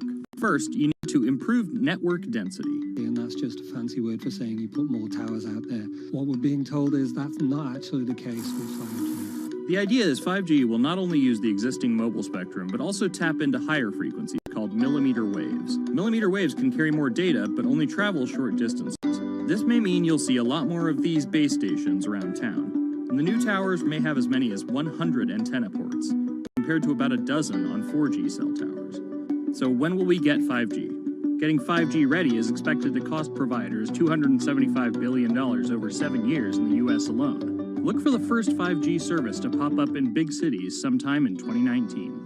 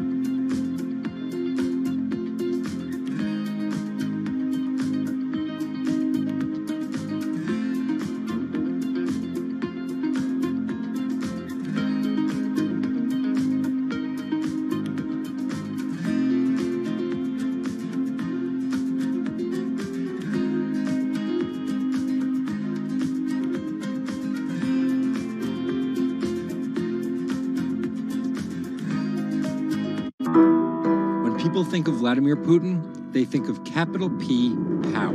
And that's exactly the impression he creates. Whether it's physical power, firing different weapons, riding in various James Bond-esque modes of transportation, or tossing hapless opponents in judo. Or political power, ruling his own country with an iron fist, crushing his political opposition, or, most recently, being accused of meddling in foreign elections for his own benefit. This is how Vladimir Putin went from a poor, tough kid in Leningrad to a KGB spy to the very symbol of modern Russia. Vladimir Vladimirovich Putin was born in 1952 in Leningrad, which is now St. Petersburg. His father was a factory foreman and his mother a homemaker. It is widely said that Putin's public-facing tough guy persona can be traced back to him getting into fights when he was younger, which paved the way for him to take up judo. After getting a law degree from Leningrad State University, Putin joined the KGB Foreign Intelligence Service. He spent 16 years in the KGB. When Putin returned to Russia, he began his political career. He went to work for Anatoly Sobchak, who was then the mayor of St. Petersburg. That's Leonid Bershidsky. I'm a columnist at Bloomberg View. Putin thrived in Sobchak's administration because he was sort of considered pretty efficient city official at that time. He was very loyal to Sobchak. So loyal and efficient that he was noticed by Yeltsin's close circle. And those people soon brought Putin over to Moscow to work in Yeltsin's administration, where he quickly climbed the political ladder. Then, of course, he was promoted to Prime Minister of Russia. That's Dmitry Trenin. I'm currently director of the Carnegie Moscow Center.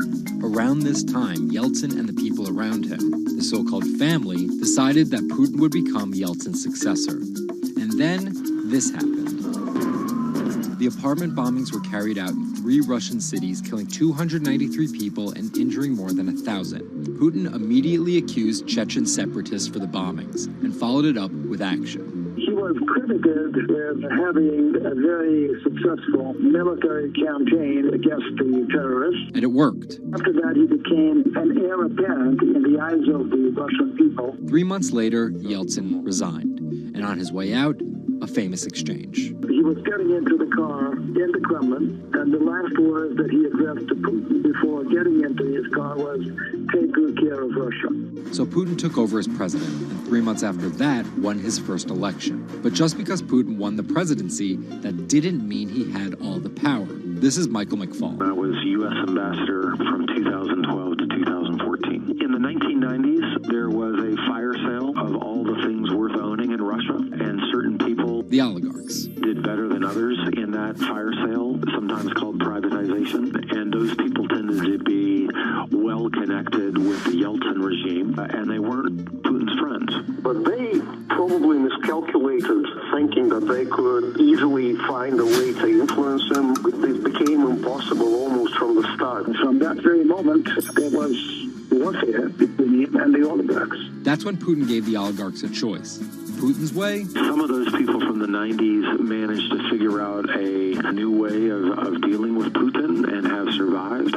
Or prison. Others could not find common vision, and so they lost their assets. Khodorkovsky once was Russia's richest person, worth $15 billion, but he ran afoul of President Vladimir Putin and spent a decade in prison. With domestic power consolidated, Putin focused on restoring Russia's global influence. Putin is the guy who believes in the expansionist Russian state. Georgia and Ukraine and all the other Soviet republics that split off when the Soviet Union fell apart, he still believes that they're traditional Russian satellites. A lot of his strategy is about keeping them in the orbit. That Yeltsin line, take good care of Russia, that's how he understands it. And he used annexation and invasion, as well as oil, gas, and trade to keep former Soviet republics in Russia's orbit. In 2008, Putin's 2 terms were up, and he decided to step down as president. Dmitry Medvedev stepped in as president, and Putin went back to prime minister. But really, Putin never left power. He pretty much continued running the country, and Medvedev was a bit of a figurehead. There was actually a period of cooperation between Russia and the U.S. that benefited both countries during Medvedev's presidency. Because Medvedev did not have the same negative attitude towards the West as Putin did. But when Putin came back to run for a 3rd term, in the lead up to the 2012 election, it was widely believed that both the presidential and parliamentary elections were rigged, and Russians took to the streets. Putin blamed the protests squarely on America, and more specifically, Secretary of State Hillary Clinton. He believed that she had sent, and this is his words, a signal to demonstrators. Still, Putin won by a huge margin and set about crushing the protest movement immediately upon his return to the Kremlin. Over the next few years, Russia's economy tumbled. Putin annexed Crimea, leading to sanctions. The price of oil fell drastically. The ruble hit a new low, and America played down Russia's influence, with Obama calling Russia a regional power. Despite all of that, Putin's approval rating remained sky high, and then an opportunity for payback.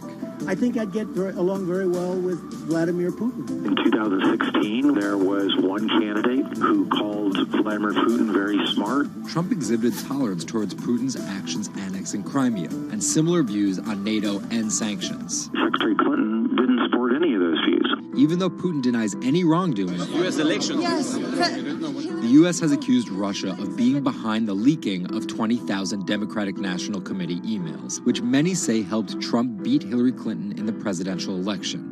Which leaves us here with the possibility of a President Putin until 2024, positioning Russia to be the world power he always imagined it should be.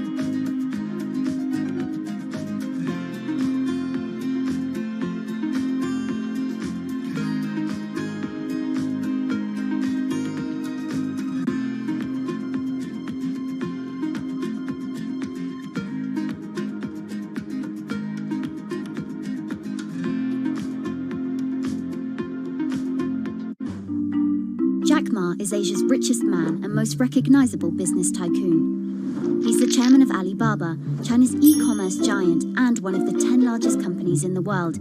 Yet he still wants more. We know where we're going. We want to be the 5th largest economy. Big words from the man some call Asia's Jeff Bezos.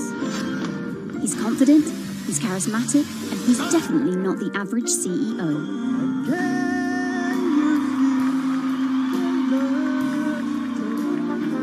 This is how a poor school teacher went from the classroom to being one of the most influential multi-billionaires in the world.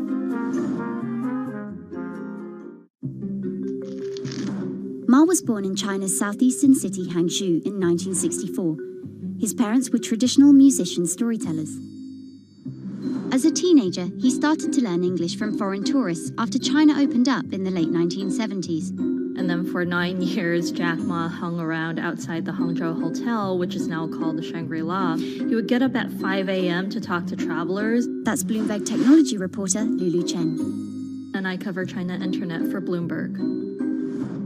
Ma failed China's National University entrance exam twice before being admitted to local teachers' college. He graduated in 1988. He applied for 30 jobs and got rejected, including from the fast food giant KFC. When KFC come to China, come to us, say, 24 people went for the job. 24 23 people accepted. I was the only guy. Then Ma got a job at a local university and taught English there for about 5 years, earning just $15 a month. On the side, he started a translation company with several friends. During a company trip to the US in 1995, Ma had his first encounter with the internet at a friend's place in Seattle. I searched the first word, beer. I don't know why, because it's easy to spell, baby. And I see beers from Germany, beers from USA, beers from Japan, but there's no beer from China. So he searched for the word China instead and still couldn't find anything. And that got him thinking. He wanted to build something that would put China on the world's map. He started China Pages, a Yellow Pages-like website, but it didn't take off. Then Ma joined a government agency in Beijing to help set up a website. By 1999, the internet stock boom had gripped Wall Street, and back in his Hangzhou apartment, Ma decided to try again. With his wife and a group of friends, Ma raised $80,000 and set up Alibaba, a site that allowed businesses to sell stuff to each other. 人家美国的强就强它的硬件，强就强它的系统建设，这方面确实比你糟。但是玩信息玩软的，中国人的脑袋绝不比国产。我们在座的所有人的脑袋绝不比你们差。By 2000, Alibaba had raised $25 million from investors, including Goldman Sachs and SoftBank. He had no business plan and zero revenue, but his eyes was very strong eyes. In 2003, Alibaba started Taobao, a platform for individual sellers to trade with each other, and publicly declared war against eBay, who had started to make a foray into China. Jack Ma has this famous saying that Alibaba is a crocodile in the Yangtze River, whereas eBay is a shark in the ocean. And if they fight eBay in the ocean, then they'll lose. But if they fight them in the Yangtze River, then they have a home base advantage. In 2007, just 1 year after it forced eBay out of China, Alibaba debuted its business-facing division on the Hong Kong Stock Exchange. But it delisted 5 years later as its performance sagged. But in 2014, Alibaba raised $25 billion in the world's biggest IPO in New York. Everybody should have a dream. What if that dream comes true? After achieving dominance in the business of e-commerce in China, Alibaba has been building an internet empire worth $472 billion, with businesses in cloud computing, online video streaming, movie production, healthcare, sports, retail, and even news media. Alibaba buying into South China Morning Post really raised eyebrows. This is the largest English newspaper in Hong Kong, and it shows that Jack Ma's ambitions weren't limited to e-commerce. He wanted to influence not just Chinese users, but also overseas users as well. The US has criticized Alibaba for allowing companies to sell counterfeit and poorly made goods, but in China, it enjoys the favor of China's government. It's part of Ma's company philosophy. In love with the government, but don't marry with them. Jack Ma is an extremely fortunate man for jumping on the internet sector so early. Note that this is a person who has no coding skills at all. He's a natural showman and a gifted public speaker and really able to convince others to believe in his vision. Ma's vision of growing Alibaba to be the world's 5th largest economy faces strong competition at home and abroad. It will require more than just naked ambition and charisma, but Ma is great at getting himself in the right place at the right time. So far, it's served him well.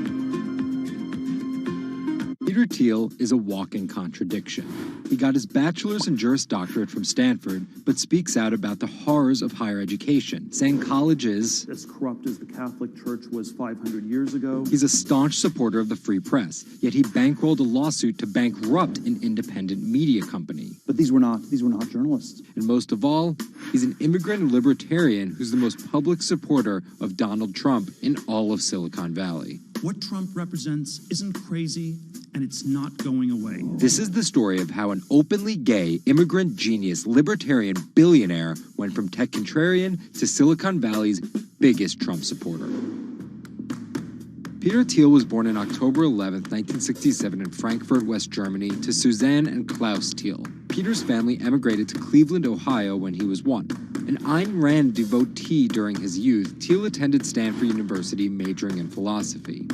His Stanford experience shaped a really big part of who he decided to surround himself with. That's Lizette Chapman. And I cover technology and venture capital here at Bloomberg. He and his Stanford friends made their first big splash in tech with PayPal. After selling to eBay for $1.5 billion, they would become known as the PayPal Mafia for each incredible success after PayPal. For Thiel, that began with an early, modest $500,000 investment in Facebook. And in VC speak, early means big risk, but also big reward. He turned that initial $500,000 investment into more than $1 billion in cash. But Thiel was just getting started with Facebook, and he went on to make a whole bunch of wildly successful investments. From SpaceX to Airbnb to one of the largest, most powerful companies in the United States, if not the world, and of course that's Palantir. The incredibly controversial secretive data mining startup he founded with his colleagues from PayPal. It connects data silos and then allows non-technical people to search that information for patterns. Data like financial information, feeds from video cameras, biometric details, passport information, flight manifest. Palantir doesn't talk much about how they collect this data, who has access to it, or what they do with it. But they have contracts with the Department of Homeland Security and the CIA and the Department of Justice and the Securities and Exchange Commission. And several other federal agencies. It's the richest company you've never heard of, valued at $20 billion. But there are plenty of obscenely wealthy people in Silicon Valley. What makes him different... He's a complex ball of multiple contradictions. Take college, for example. Even though college was extremely important for Thiel, there's something called the Thiel Fellowship. In exchange for dropping out and a promise not to pursue college, Thiel would give them $100,000 each. You basically tell people that if you get a diploma, you're saved. Otherwise you go to hell. You go to Yale or you go to jail. Also, his relationship with the press. Here's another contradiction. He's donated to free press initiatives, including the Committee to Protect Journalists. But he also secretly spent tens of millions of dollars bankrolling a lawsuit filed by Hulk Hogan over the publication of a sex tape and bankrupting the independently run Gawker Media. Why did he do this? Because in 2007, one of Gawker Media's blogs, ValueAg, outed him as gay. And with the lawsuit, he found an opportunity to get back at them by funding the lawsuit that Hulk Hogan was able to bring then, but he wouldn't have been able to do that without Thiel's money. And finally, Thiel's biggest contradiction, his endorsement of Donald Trump. When he was asked about his support for Trump, he was surprised at the outrage that came with it from many of his colleagues in Silicon Valley. He didn't want more of the establishment. No matter how crazy this election seems, it is less crazy than the condition of our country. After briefly supporting Carly Fiorina in the primaries, Thiel pivoted to Trump, donating $1.25 million to Trump and his associated super PACs in October 2016. And he didn't just help Trump financially.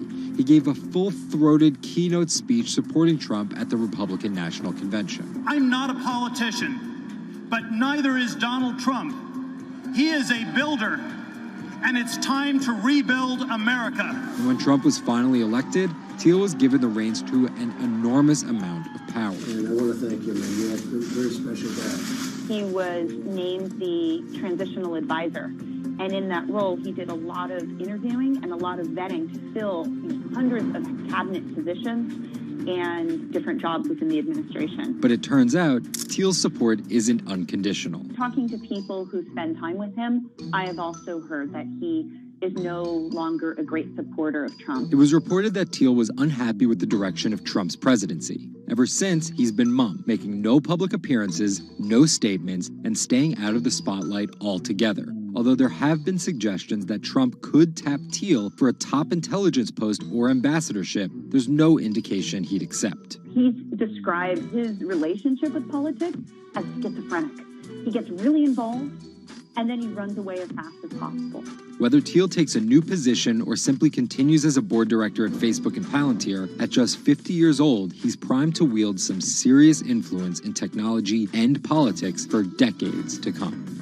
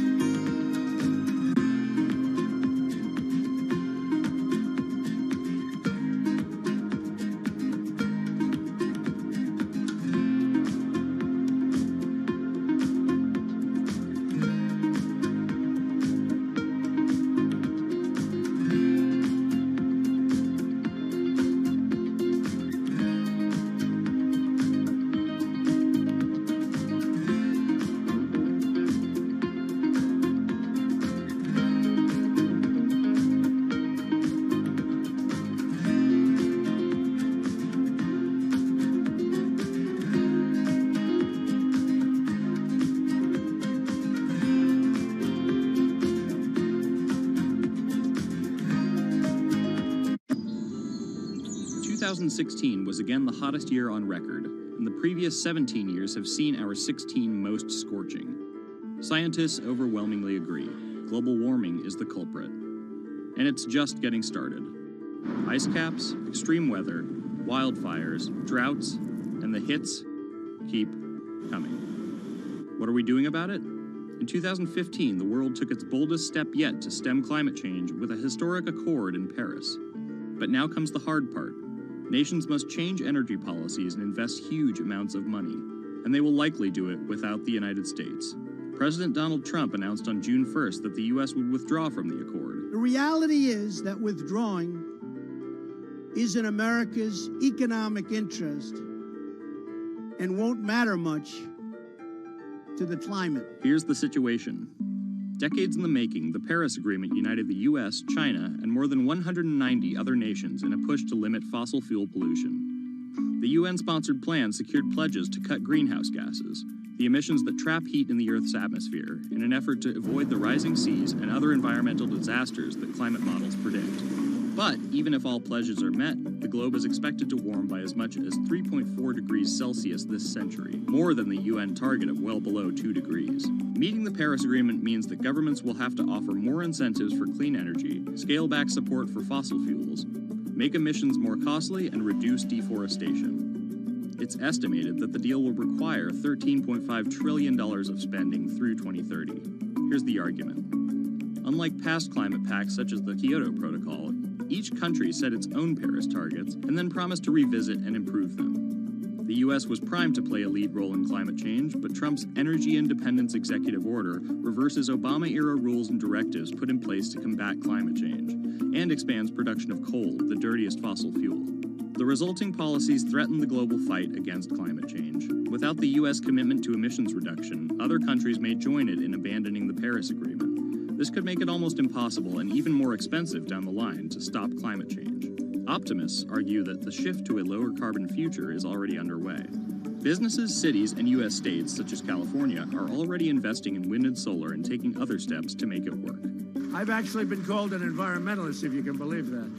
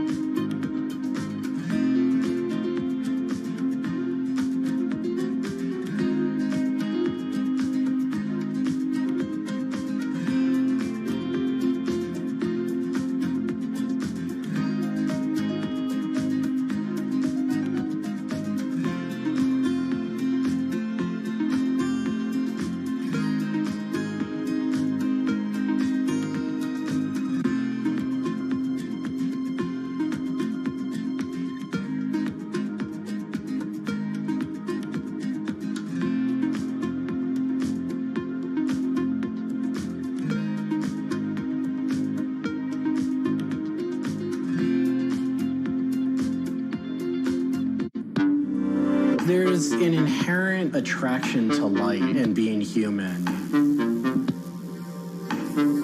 And I think on a very deep psychological level, light is this way in which we experience the energy surrounding us in a very personal manner. My name is Matt Dilling. I'm the founder of Light Bright Neon Studio, and we manufacture, produce, and restore neon works of art and design.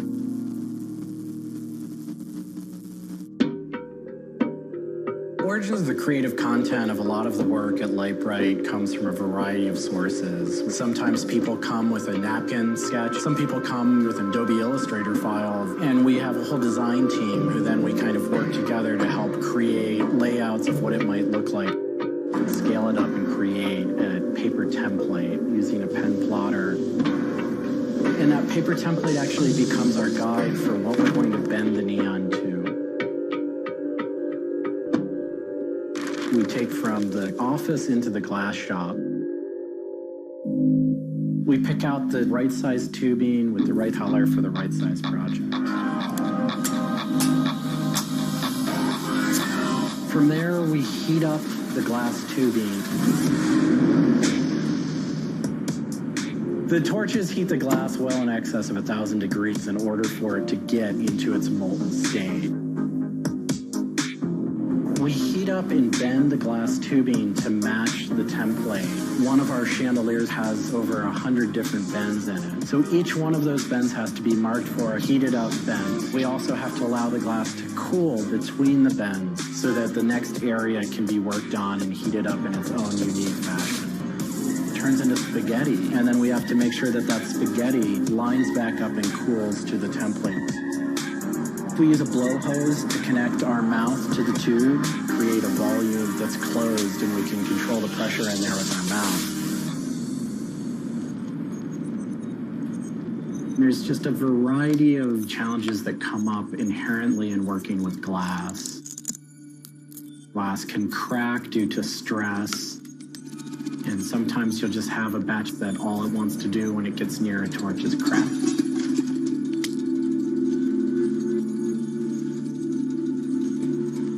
After we've bent various components, we have to go in using the crossfire or the hand torch and actually weld all of those pieces together.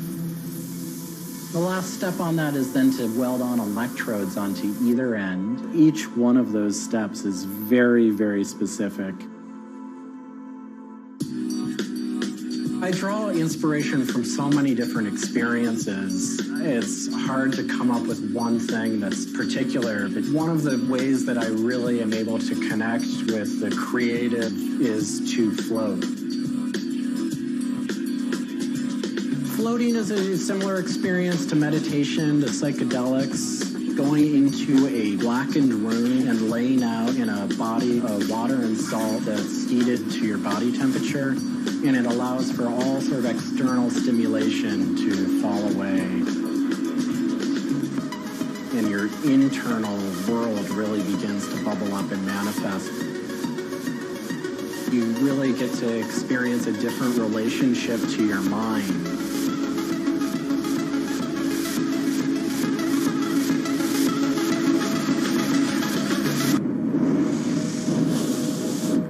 I work with neon because I can't not work with it. It's so challenging and so rewarding. And those things are so intertwined that there's no way of separating it out.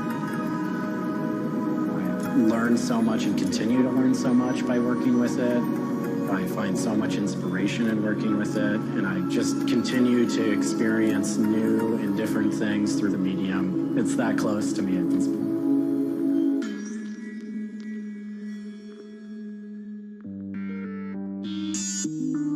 Once the neon tube is completed, we have to hook it up to our manifold for bombarding. The manifold is opened, a vacuum is drawn. We check the tube for leaks with our Tesla coil. We close the tube back off, and we heat it up using a very large and powerful transformer.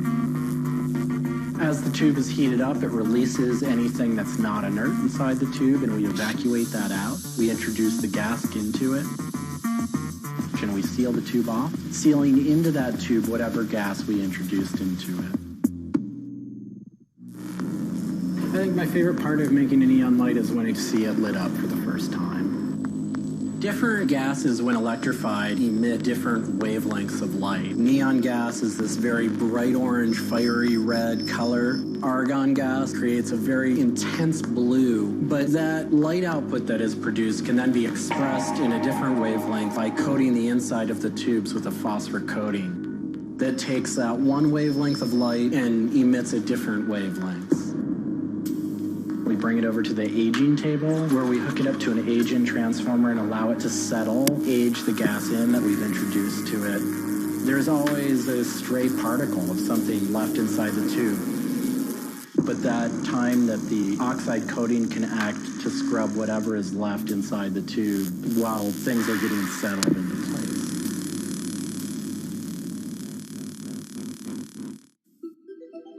Once the tubes are aged in, we move on to our process of assembling two halves of the fixture together in a jig, gluing up the center of the fixture to its spindle. Once the adhesive dried, we would connect the wires from the fixture together into a transformer, and we turn on power and it lights up.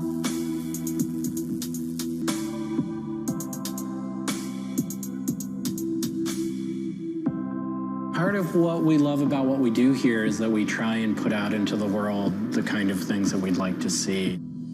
I still am surprised when it lights up. I'm still excited when I get to see it illuminated.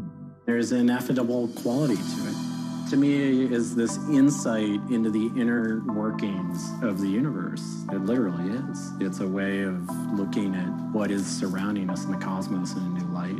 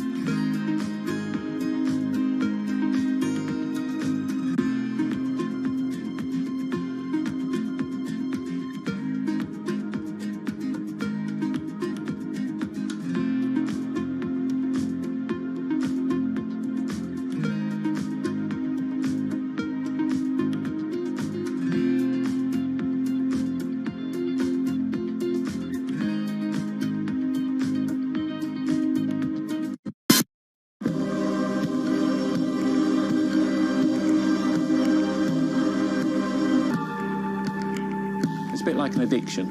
You've got to make something. You have to do something. It's borderline obsession. And every bike we build is my favourite bike at the time, and as soon as it's done, I want to build another one.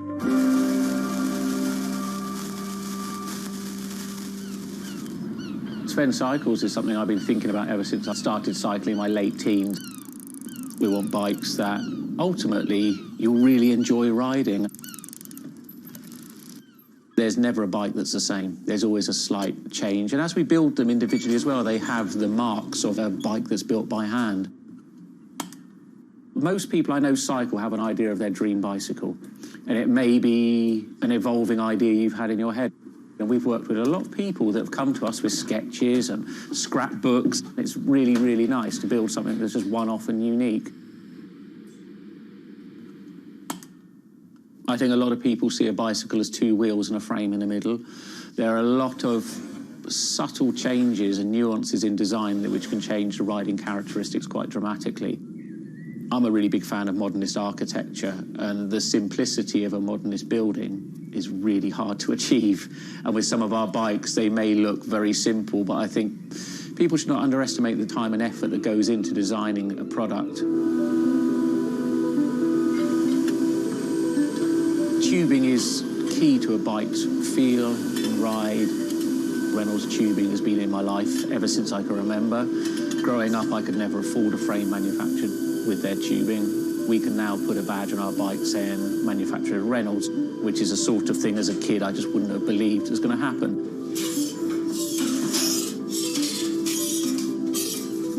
Every part of the bike has a specific tube. It's not universal.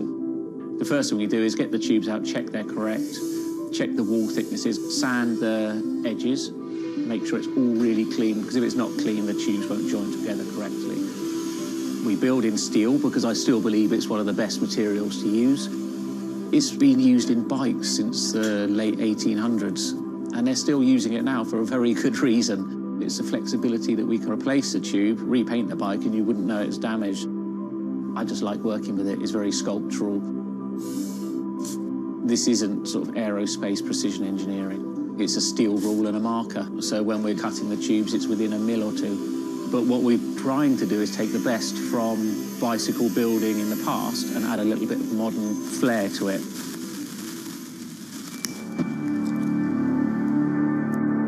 There's various techniques for building bicycles. We do a thing called fillet brazing, where you connect a pipe together. We use a bronze rod and a flame. We heat the tubes up to the same temperature and we fill the joint with bronze. And it gives a very, very sort of fluid, lovely, sort of quite sculptural feel. You've got to practice. You've got to be able to judge material temperatures. You've got to just look at it and you just get a feel for it. It's a stage where your tubes start to look a bit like a bicycle. My father's a jeweller. He'd make sort of very pretty things, which are lovely, but for me, they don't really have any function. What I love about bicycles, you can start on a Monday with a box of tubes, you can be riding it by the weekend, and it can last you for the rest of your life.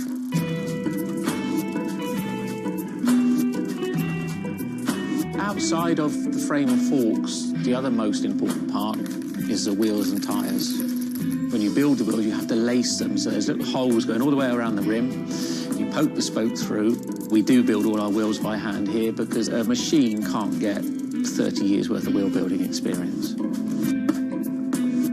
Colour is very, very personal. With any of our bikes, you can have them painted whatever colour you want. We've matched one to a teapot, so we can get that scanned and we can match that, or someone's favourite item of clothing. I like to let the bike sit for 4 or 5 days minimum, just so the paint can have time to cure a little bit, and then we assemble it. We get out all the new components, and it's a case of putting them together. Some bikes you can assemble in 3 hours, some will take 3 days. And we've built bikes that cost in the £10,000 plus mark. Some people, they're saving up and this is their bike and they're going to own it for the rest of their lives. So we just want to make sure they get the right thing.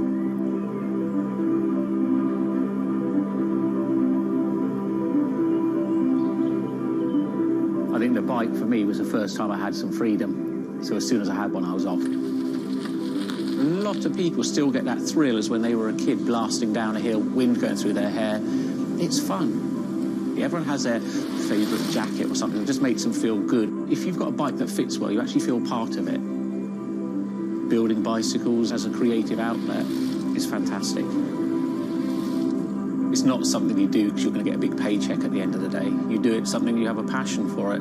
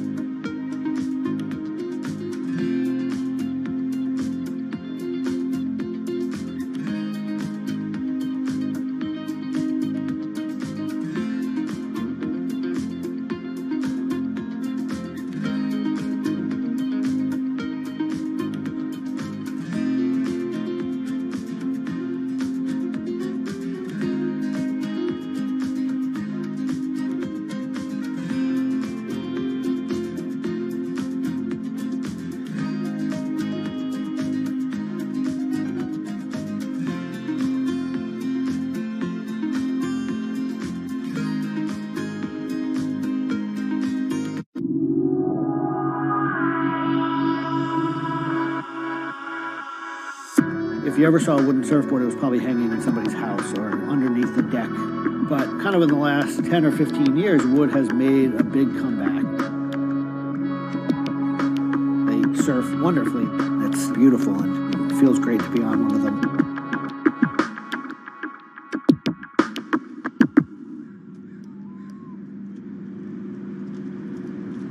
I always had a love for wood and kind of passionate about things that went in the water.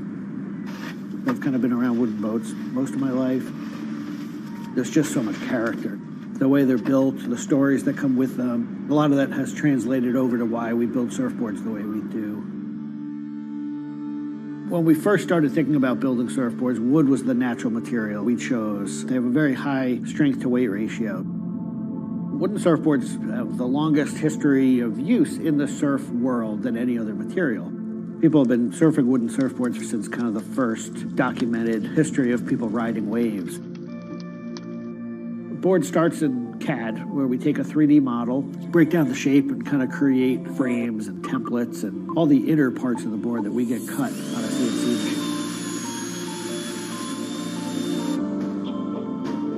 machine. We take those frames and we just pop them out, assemble the frame into kind of a skeleton. We go out to our lumber shed, pick a bunch of cedar, and bring them into our mill shop, put glue along the edges, clamp it all together into a panel. Everything's book matched, you have symmetry in the colors and texture of the wood. Cut your outline. take our assembled frame, gently put it down right on top of the plank.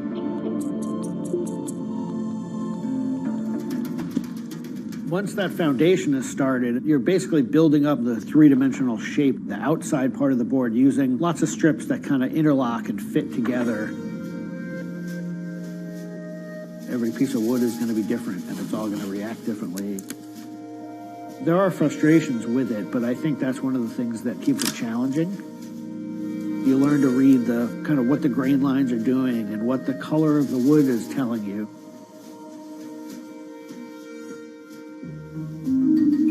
Once those rails are cleaned up, we put our top planks on. It's a little bit like putting a lid on a box. It's like, this is it. Whatever's inside that board is staying inside that board. And by tensioning some rope, you can clamp the two together. It's like a time capsule.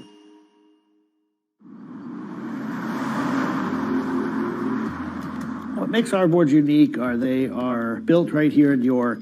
They're built using material that grows right here in the state of Maine. They're built 100% by hand by local craftspeople and surfers. There's a lot of time that goes into these boards, between 40 and 60 hours, start to finish. We wanted to build surfboards that were as hollow as they could be, but still be strong enough to work well. Too light and they don't surf well, but too heavy and they don't surf well. So there's a balance point there, and that's where we try to be. Taking the board off the rocker table once the top has gone on, that is by far one of my top favorite parts. It's just you and a shaping stand, a board, and a hand plane. Everything else is out of your view. It's simple, it's pleasurable, it's quiet. You can be with your thoughts and you can just kind of be present. There's something about taking a nice sharp edge tool to a beautiful piece of wood and feeling the curls coming off and knowing that every pass that you're making, you're kind of getting it closer and closer to what you have in mind.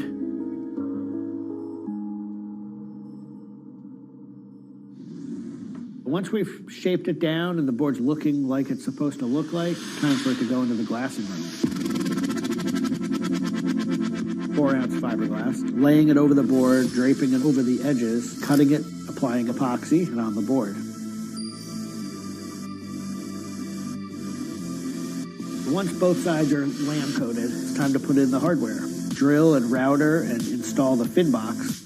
And on the other side, we drill and put in the leash plug and a vent. There's a lot of air just naturally inside the board, and that air wants to expand and contract with temperature changes. And that vent has a little piece of Gore-Tex fabric in it, and it allows air to kind of breathe both ways, but it doesn't allow water to get in. Once all that hardware is put in, it goes back into the glassing room. We brush a nice, beautiful, thick coat of epoxy over the whole surface, and that we call a gloss coat. That's supposed to look beautiful and glossy and shiny and flawless. You get to see that board come to life. Whatever the colors in the wood, they really come out. It just makes it look like candy. You just want to touch it and run your hands down it, and it's just kind of the icing on the cake.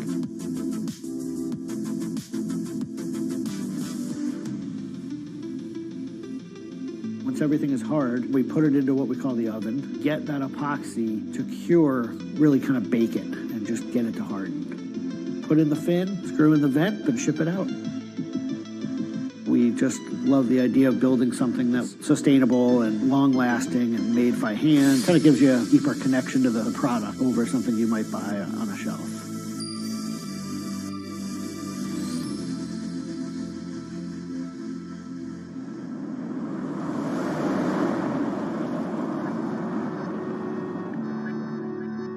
When a customer gets the board, they feel it. They 100% feel the amount of work and the amount of passion that went into the board. So I'm not really looking at hours and efficiency. We're looking at like doing it right and enjoying it as we go.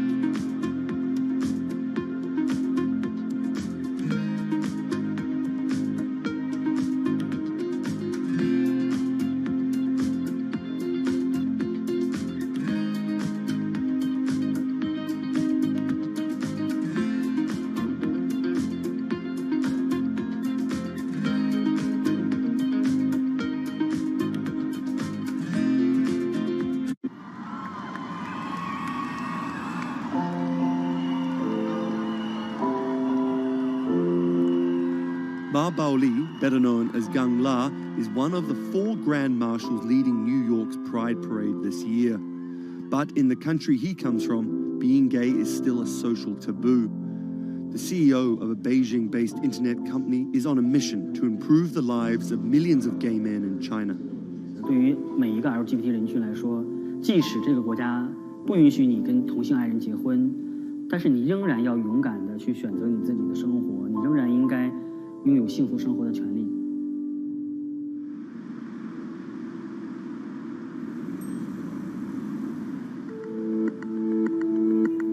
Ma's company Blue City runs an app and a website specifically for gay men. Blued is one of the biggest gay social networking apps in the world, with an estimated 30 million registered users. Unlike most other apps, Blued is more than just dating or hookups. 大家可以在我们这个软件里面找他自己的情感，然后可以阅读相关的内容，然后可以进行一些娱乐，比如玩游戏啊，比如看直播啊等等。Back in 2000, when Ma studied at a police school in northern China, he realized he didn't feel like everyone else. 因为他们都找女朋友然后谈恋爱，但是我对长得好看的同性的男生，我反而觉得对我更有吸引力。所以那个时候我就到互联网上去找这样的一些资料，然后希望能够告诉我自己我到底是谁。互联网上所有的信息都是负面的，都是错的，就是说同性恋要电击疗法，要被治疗，然后要吃药等等。After visiting some foreign websites with different attitudes to homosexuality, Ma created his own site for a Chinese audience, encouraging people that 他们也是正常的，他们不用自卑，然后也不用自杀。Even though attitudes towards homosexuals are slowly changing in China, it's still a social stigma. The virtual world of Blued, where members can be open about their sexuality, is for most a striking contrast to their real lives. This is live streaming, a function added to Blued in late 2015, right as the internet craze was starting to take off in China. Many self-made stars like Jin make decent amounts of money by receiving audiences' virtual currencies and gifts. 我们不是彼此的初恋，初恋这种事儿多不靠谱啊。For Kyle and Klaus, a couple who have come out, live streaming on Blued means something different.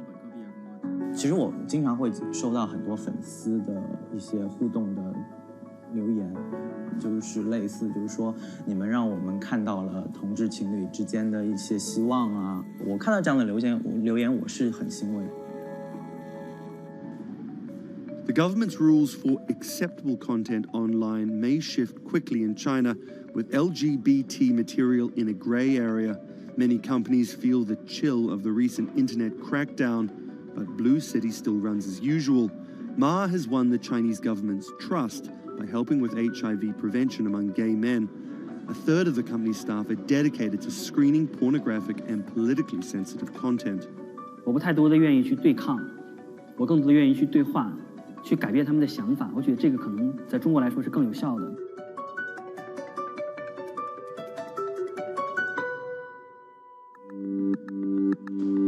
In the past 5 years, Blue City has grown from a team of 7 people to a promising business with about 250 staff.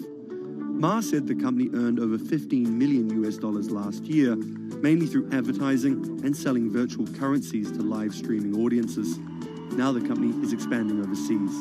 我希望吧，通过我们的努力，Blue D能够成为全球第一家在美国纳斯达克或者是纽交所上市的这样的同志互联网公司。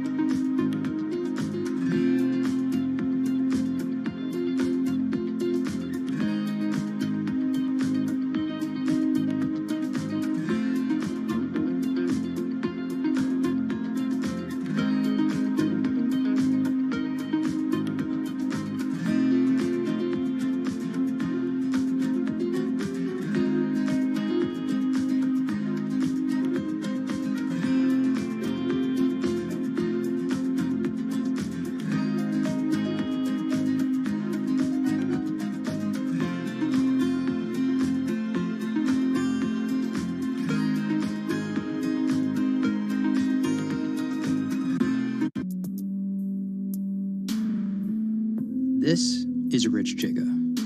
He's a Chinese rapper by way of Indonesia, and he's very popular on the internet. This is Joji. He's a Japanese-Australian singer, and he's also very popular on the internet. Plus, Joji invented the Harlem Shake meme. Let me say that again. This guy, Joji, in the blood bathtub, invented the Harlem Shake meme. But we'll come back to that. So Rich and Joji are both signed to 88 Rising, an entertainment company hoping to build a lasting global brand that will outlive singular moments of virality. They primarily create content combining Asian culture and hip-hop, a formula that apparently pleases the internet gods greatly. They've only been around for 18 months, but they're already putting up major label numbers. I think that we have an unprecedented collective of talent, a group of predominantly Asian artists, really making waves globally, which from an independent point of view as well. 88's founder, Sean Miyashiro, cut his teeth launching Vice's electronic music channel, Thump.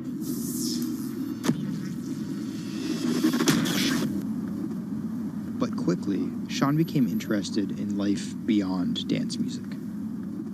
I knew that after launching a whole content platform that I have kind of the ability and the know-how to do it again, but for what was the question. So Sean moved to the Bronx to start over and figure it out. He couldn't afford an office space, so he worked out of his car at the top of a grimy parking garage. Everything kind of started here. If you look around, this is my environment. This is my serenity, really. 88 Rising was built here. Built on the grounds of LA Fitness residence in a parking garage. I was living in the Bronx. I'm just damn, where the hell do I go? So I just come up here and I I just kind of figure things out every single day. Being okay, what the hell is this thing? Coming here was kind of my own kind of private office, basically. To be honest, I would even go to the bathroom here. I would take pisses here, you know what I mean? It was, it's just too far to go back down there. When I need Wi-Fi, I'd spend a good part of the day at Dunkin' Donuts. Hi, how are you? Can I get a chicken snack wrap? Before 88 Rising officially launched, Sean caught a surprise break in the form of a Twitter friendship with a funny 16-year-old kid from Indonesia named Brian, who taught himself English by watching Rubik's Cube tutorial videos on YouTube. Seriously, that's true. I thought his Twitter was genius, from the future, just crazy, and just the shit that he was saying, the memes he was making. But I didn't know that he rapped or anything like that. I really didn't, and he came up with that stick 2 weeks later. 12 in the morning, pop shells for a living and baby gon' smell blood trail every minute road. Dat Stick was Brian's first ever attempt at making a rap song, and it immediately went viral. Everything was great about it, but the one thing that I noticed is the song was hard as hell. Just everything about it, man. Just it was menacing, bro. Soon after the video dropped, Brian signed with 88 Rising. I'll FaceTime with Rich. Sorry for calling you Rich Chiga on my phone, Rich. Brian, he gets super pissed off that he's saved in my phone as Rich Chiga. He's dude, am I not a human to you? What's good, bro? What's good, brother? How you doing? Doing great. I did the sound check. How was it? It was tight. Holding stick blocks, but you been a bitch sucking thick cock. So Brian could definitely rap, but some viewers understandably took offense at a Chinese kid satirizing rap cliches and calling himself Rich Chiga.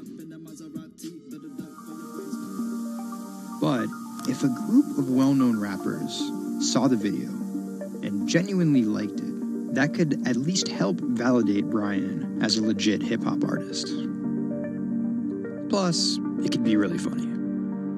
It was just kind of an idea that I just had on the spot. Everything that rappers say is better and funnier and smarter and wittier. It's just more entertaining. We just edit it as tight as possible, put it up, and It really worked. 12 in the morning, pop shit. Yo, this nigga got a pouch on and a Reebok pouch. This is the hardest nigga of all time. You said when you come for a chigga like me, that was dope. It's just lit, and I think people will take it as a joke at first, but it's like if he ran with that and kept doing more videos like that, it's just lit. You know, I'd never been to America before, and like all of a sudden, just like I see like all the rappers that I listen to just like reacting to my stuff, and I was like, what? How did this happen? The reaction video also went viral and even led to a remix of Dat Stick featuring Wu-Tang's Ghostface. I'll get on that track. You know what I'm saying? Yeah. Really, on the remix? Yeah. Oh, you know him? And yeah, the remix went viral too.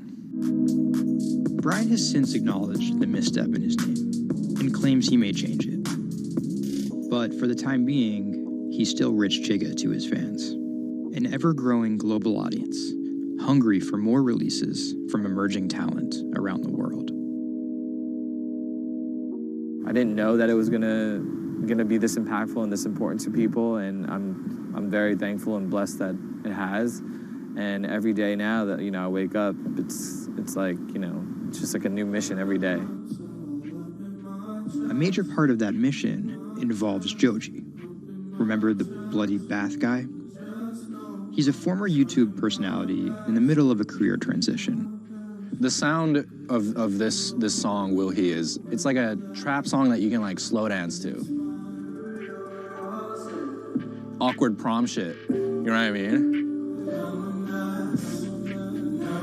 I used to do crazy episodic internet videos. It was going well, and one day it was me and a few friends just in a room. We were casually chilling, and then someone plays the song, and it's brand new at the time. I happened to have a lot of costumes laying around, so I told the other guys, I was like, get in these costumes and let's just dance to it. Like, who cares? We were like, okay, let's just go crazy at the drop. So that video goes up. I go to sleep, and the next morning, everyone's doing it. Like, next morning.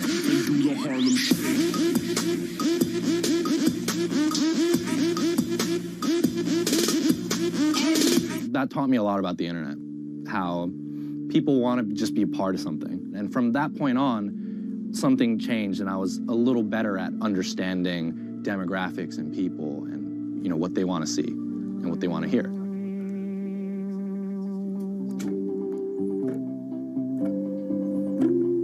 I was friends with a couple other artists who were affiliated with 88, and then I also started to realize that 88 is the bridge between Western and Asian entertainment, and I really wanted to be a part of that. Joji just released the In Tongues EP, his first project as a serious artist. Joji's In Tongues record came out a couple weeks ago. It's #2 on Billboard on the R&B charts, which is crazy for, independent release, and he's like a brand new artist. And the success is even more impressive, knowing he went from creating something like this. It's just Taco Bell. What could possibly go wrong? To creating something like this.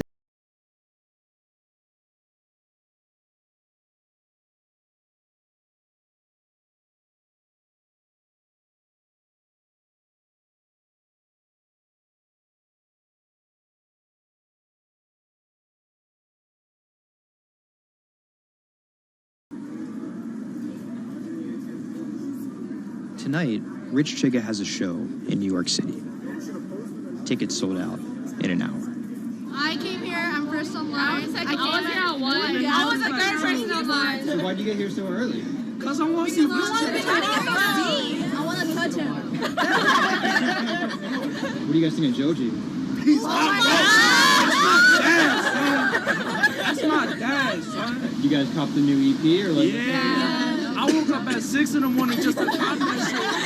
And then I listened to it, and that shit started making me cry. This is actually kind of exciting. Every time, this never gets old. Like, you live online and social media, but like, there's nothing like just being with the people.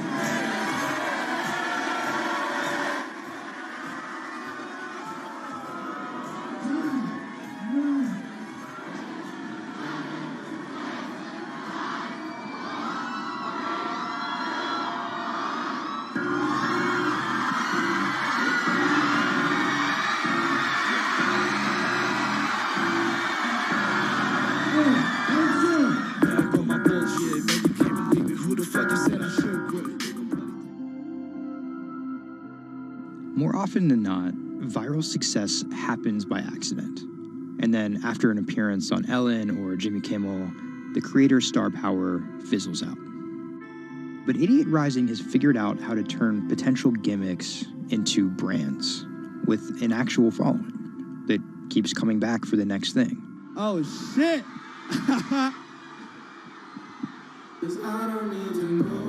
So keep an eye out for Idiot's next move. But more than likely, it won't be covered on network television or terrestrial radio. Although, as they've already proven, nowadays that really doesn't matter.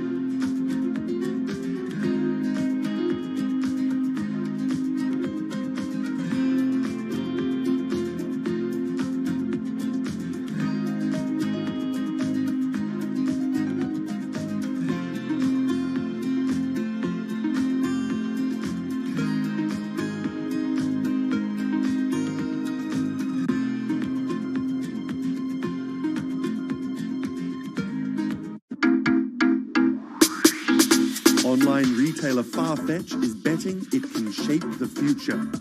This is its concept store, showcasing the latest in retail tech.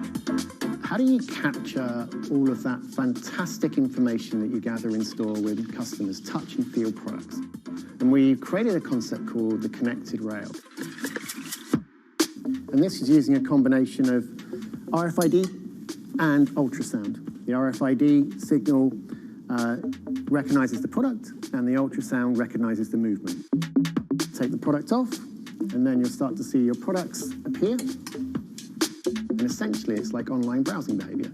Whichever products you touch and pick up in the store are automatically sent to your app. This is effectively what you've created is your in-store wish list. In the middle, you'll see essentially a hologram of the product. What the customer sees, they control the experience on a touch device. What this allows the customer to do is take elements of products and then add their own style to it.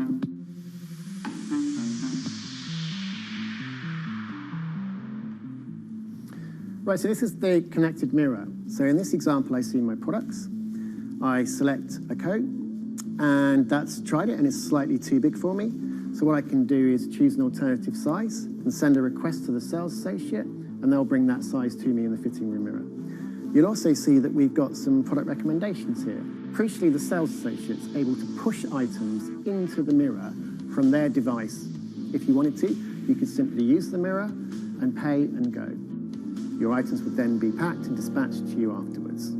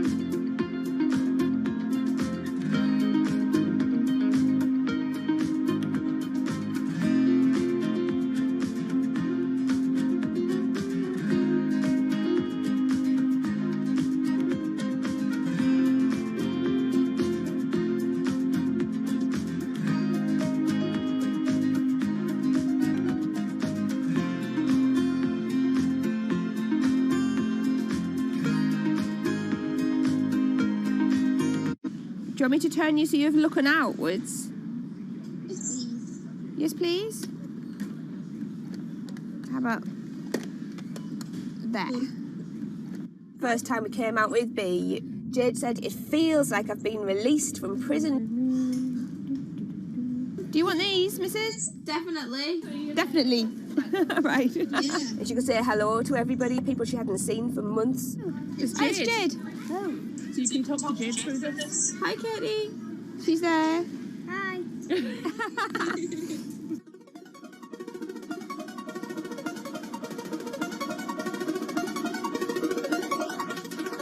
Every time anyone's seen her, they want to know why she's there. And it's kind of the opposite of when you're in a wheelchair and people see you and they kind of go, oh, should I look? I don't know what the right protocol is. When there's a tiny robot with its bright little eyes going around just looking happy everywhere, it really opens you up for conversation. We've got some friends here, look. Hiya. When I saw her for the first time, I remember thinking, this is going to change things. This is one of those points where if this was a book, this would be the cliffhanger.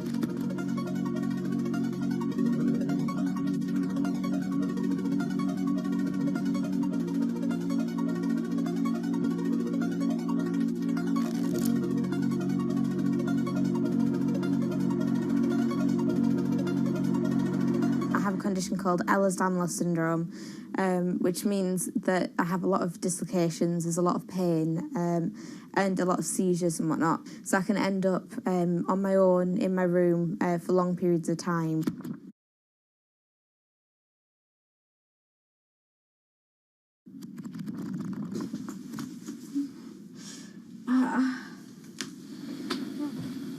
Yeah, my love. A lot of the time, with a condition like my own, of course there's the pain, and the pain is bad, and the dislocations are bad, and the seizures and being in paralysis and never knowing whether you're going to be able to wake up properly tomorrow, that's bad.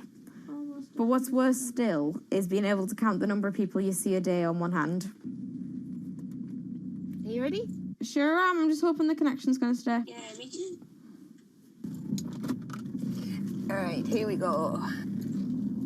When you're used to just the same little metre by metre and a half window every day, and you've been there for months, being able to just see the sky from somewhere else, or the tops of trees, or a sign, is incredible. Or being able to have that kind of chat in the car that most people would probably take for granted. I'm going to go past Grandma and Grandad so you can give them a wave.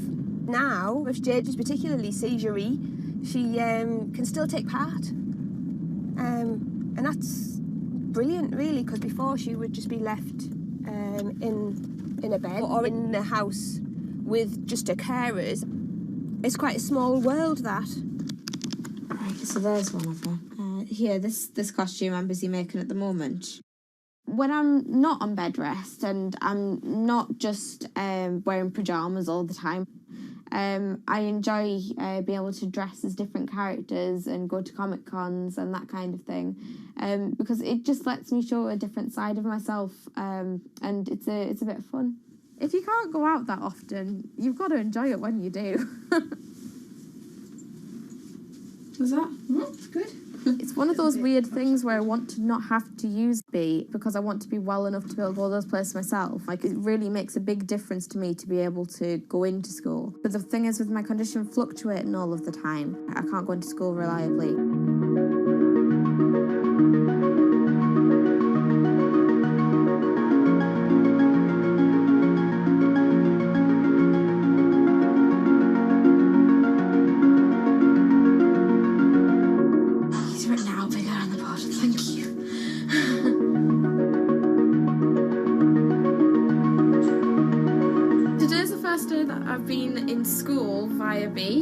And so far it's interesting. Still a few little things that we need to work out, but for the most part I think it's going fairly well, and it's brilliant because I can really tell the difference between today and yesterday. How yesterday I forced myself to go into school when I wasn't very well and I was really tired afterwards and ended up having loads of seizures, whereas today I've been able to do all of the work. I've been able to keep a clear head and not be ill, which means I'm able to be more focused on my schoolwork. So there is my first step of working, is to simplify root 8. The algebra test is next week. Now I'm trying to make friendships which I'll be able to maintain with B. Before that, I've ended up letting people down quite often. B gives me hope, yeah. She's just always there. And if I can't do something, she can. And if I need sort of assistance to be able to make commitments, then she's there, and she means that I feel like a more valuable person because I'm more reliable.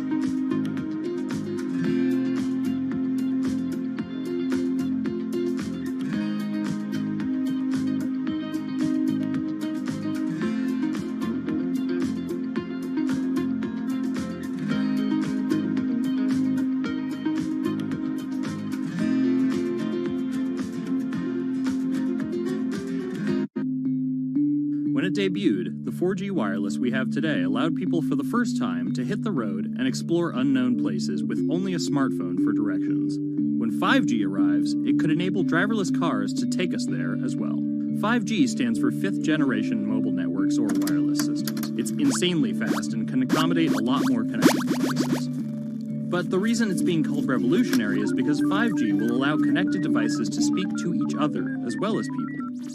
Right now we're living in a world where really it's a one-way experience. That's Bloomberg tech reporter Ian King. The network talks to your phone, you look at your phone and access data, then you send something back to the network. What we're being told about 5G is that really for the first time we're going to see machines communicating with each other over mobile networks in a meaningful way. 5G could end up being 100 times faster than what we have now, with speeds that could reach 20 gigabits per second. In plain English, that means downloading a full-length HD movie in seconds. 5G will also increase total bandwidth, which we will need in order to accommodate the growing Internet of Things.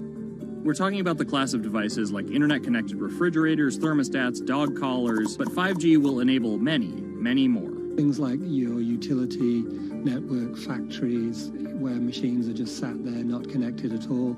Suddenly they're all going to be connected. Suddenly we're going to be able to have real-time monitoring. Other things like cars, like utility poles, like your light, the light poles. But perhaps the biggest advance will be a huge reduction in communication lag time, known as latency. A network of driverless cars will need the speed of 5G to ping each other multiple times per second to avoid collisions. Near instantaneous data transfers could allow doctors to perform surgery remotely with a robotic scalpel. So how will all this work? First, you need to improve network density. And that's just a fancy word for saying you put more towers out there. What we're being told is that's not actually the case with 5G. The idea is 5G will not only use the existing mobile spectrum, but also tap into higher frequencies called millimeter waves. Millimeter waves can carry more data, but only travel short distances. This may mean you'll see a lot more of these base stations around town. And the new towers may have as many as 100 antenna ports, compared to about a dozen on 4G cell towers. So when will we get 5G? Getting 5G ready is expected to cost providers $275 billion over 7 years in the US alone. Look for the first 5G service to pop up in big cities sometime in 2019.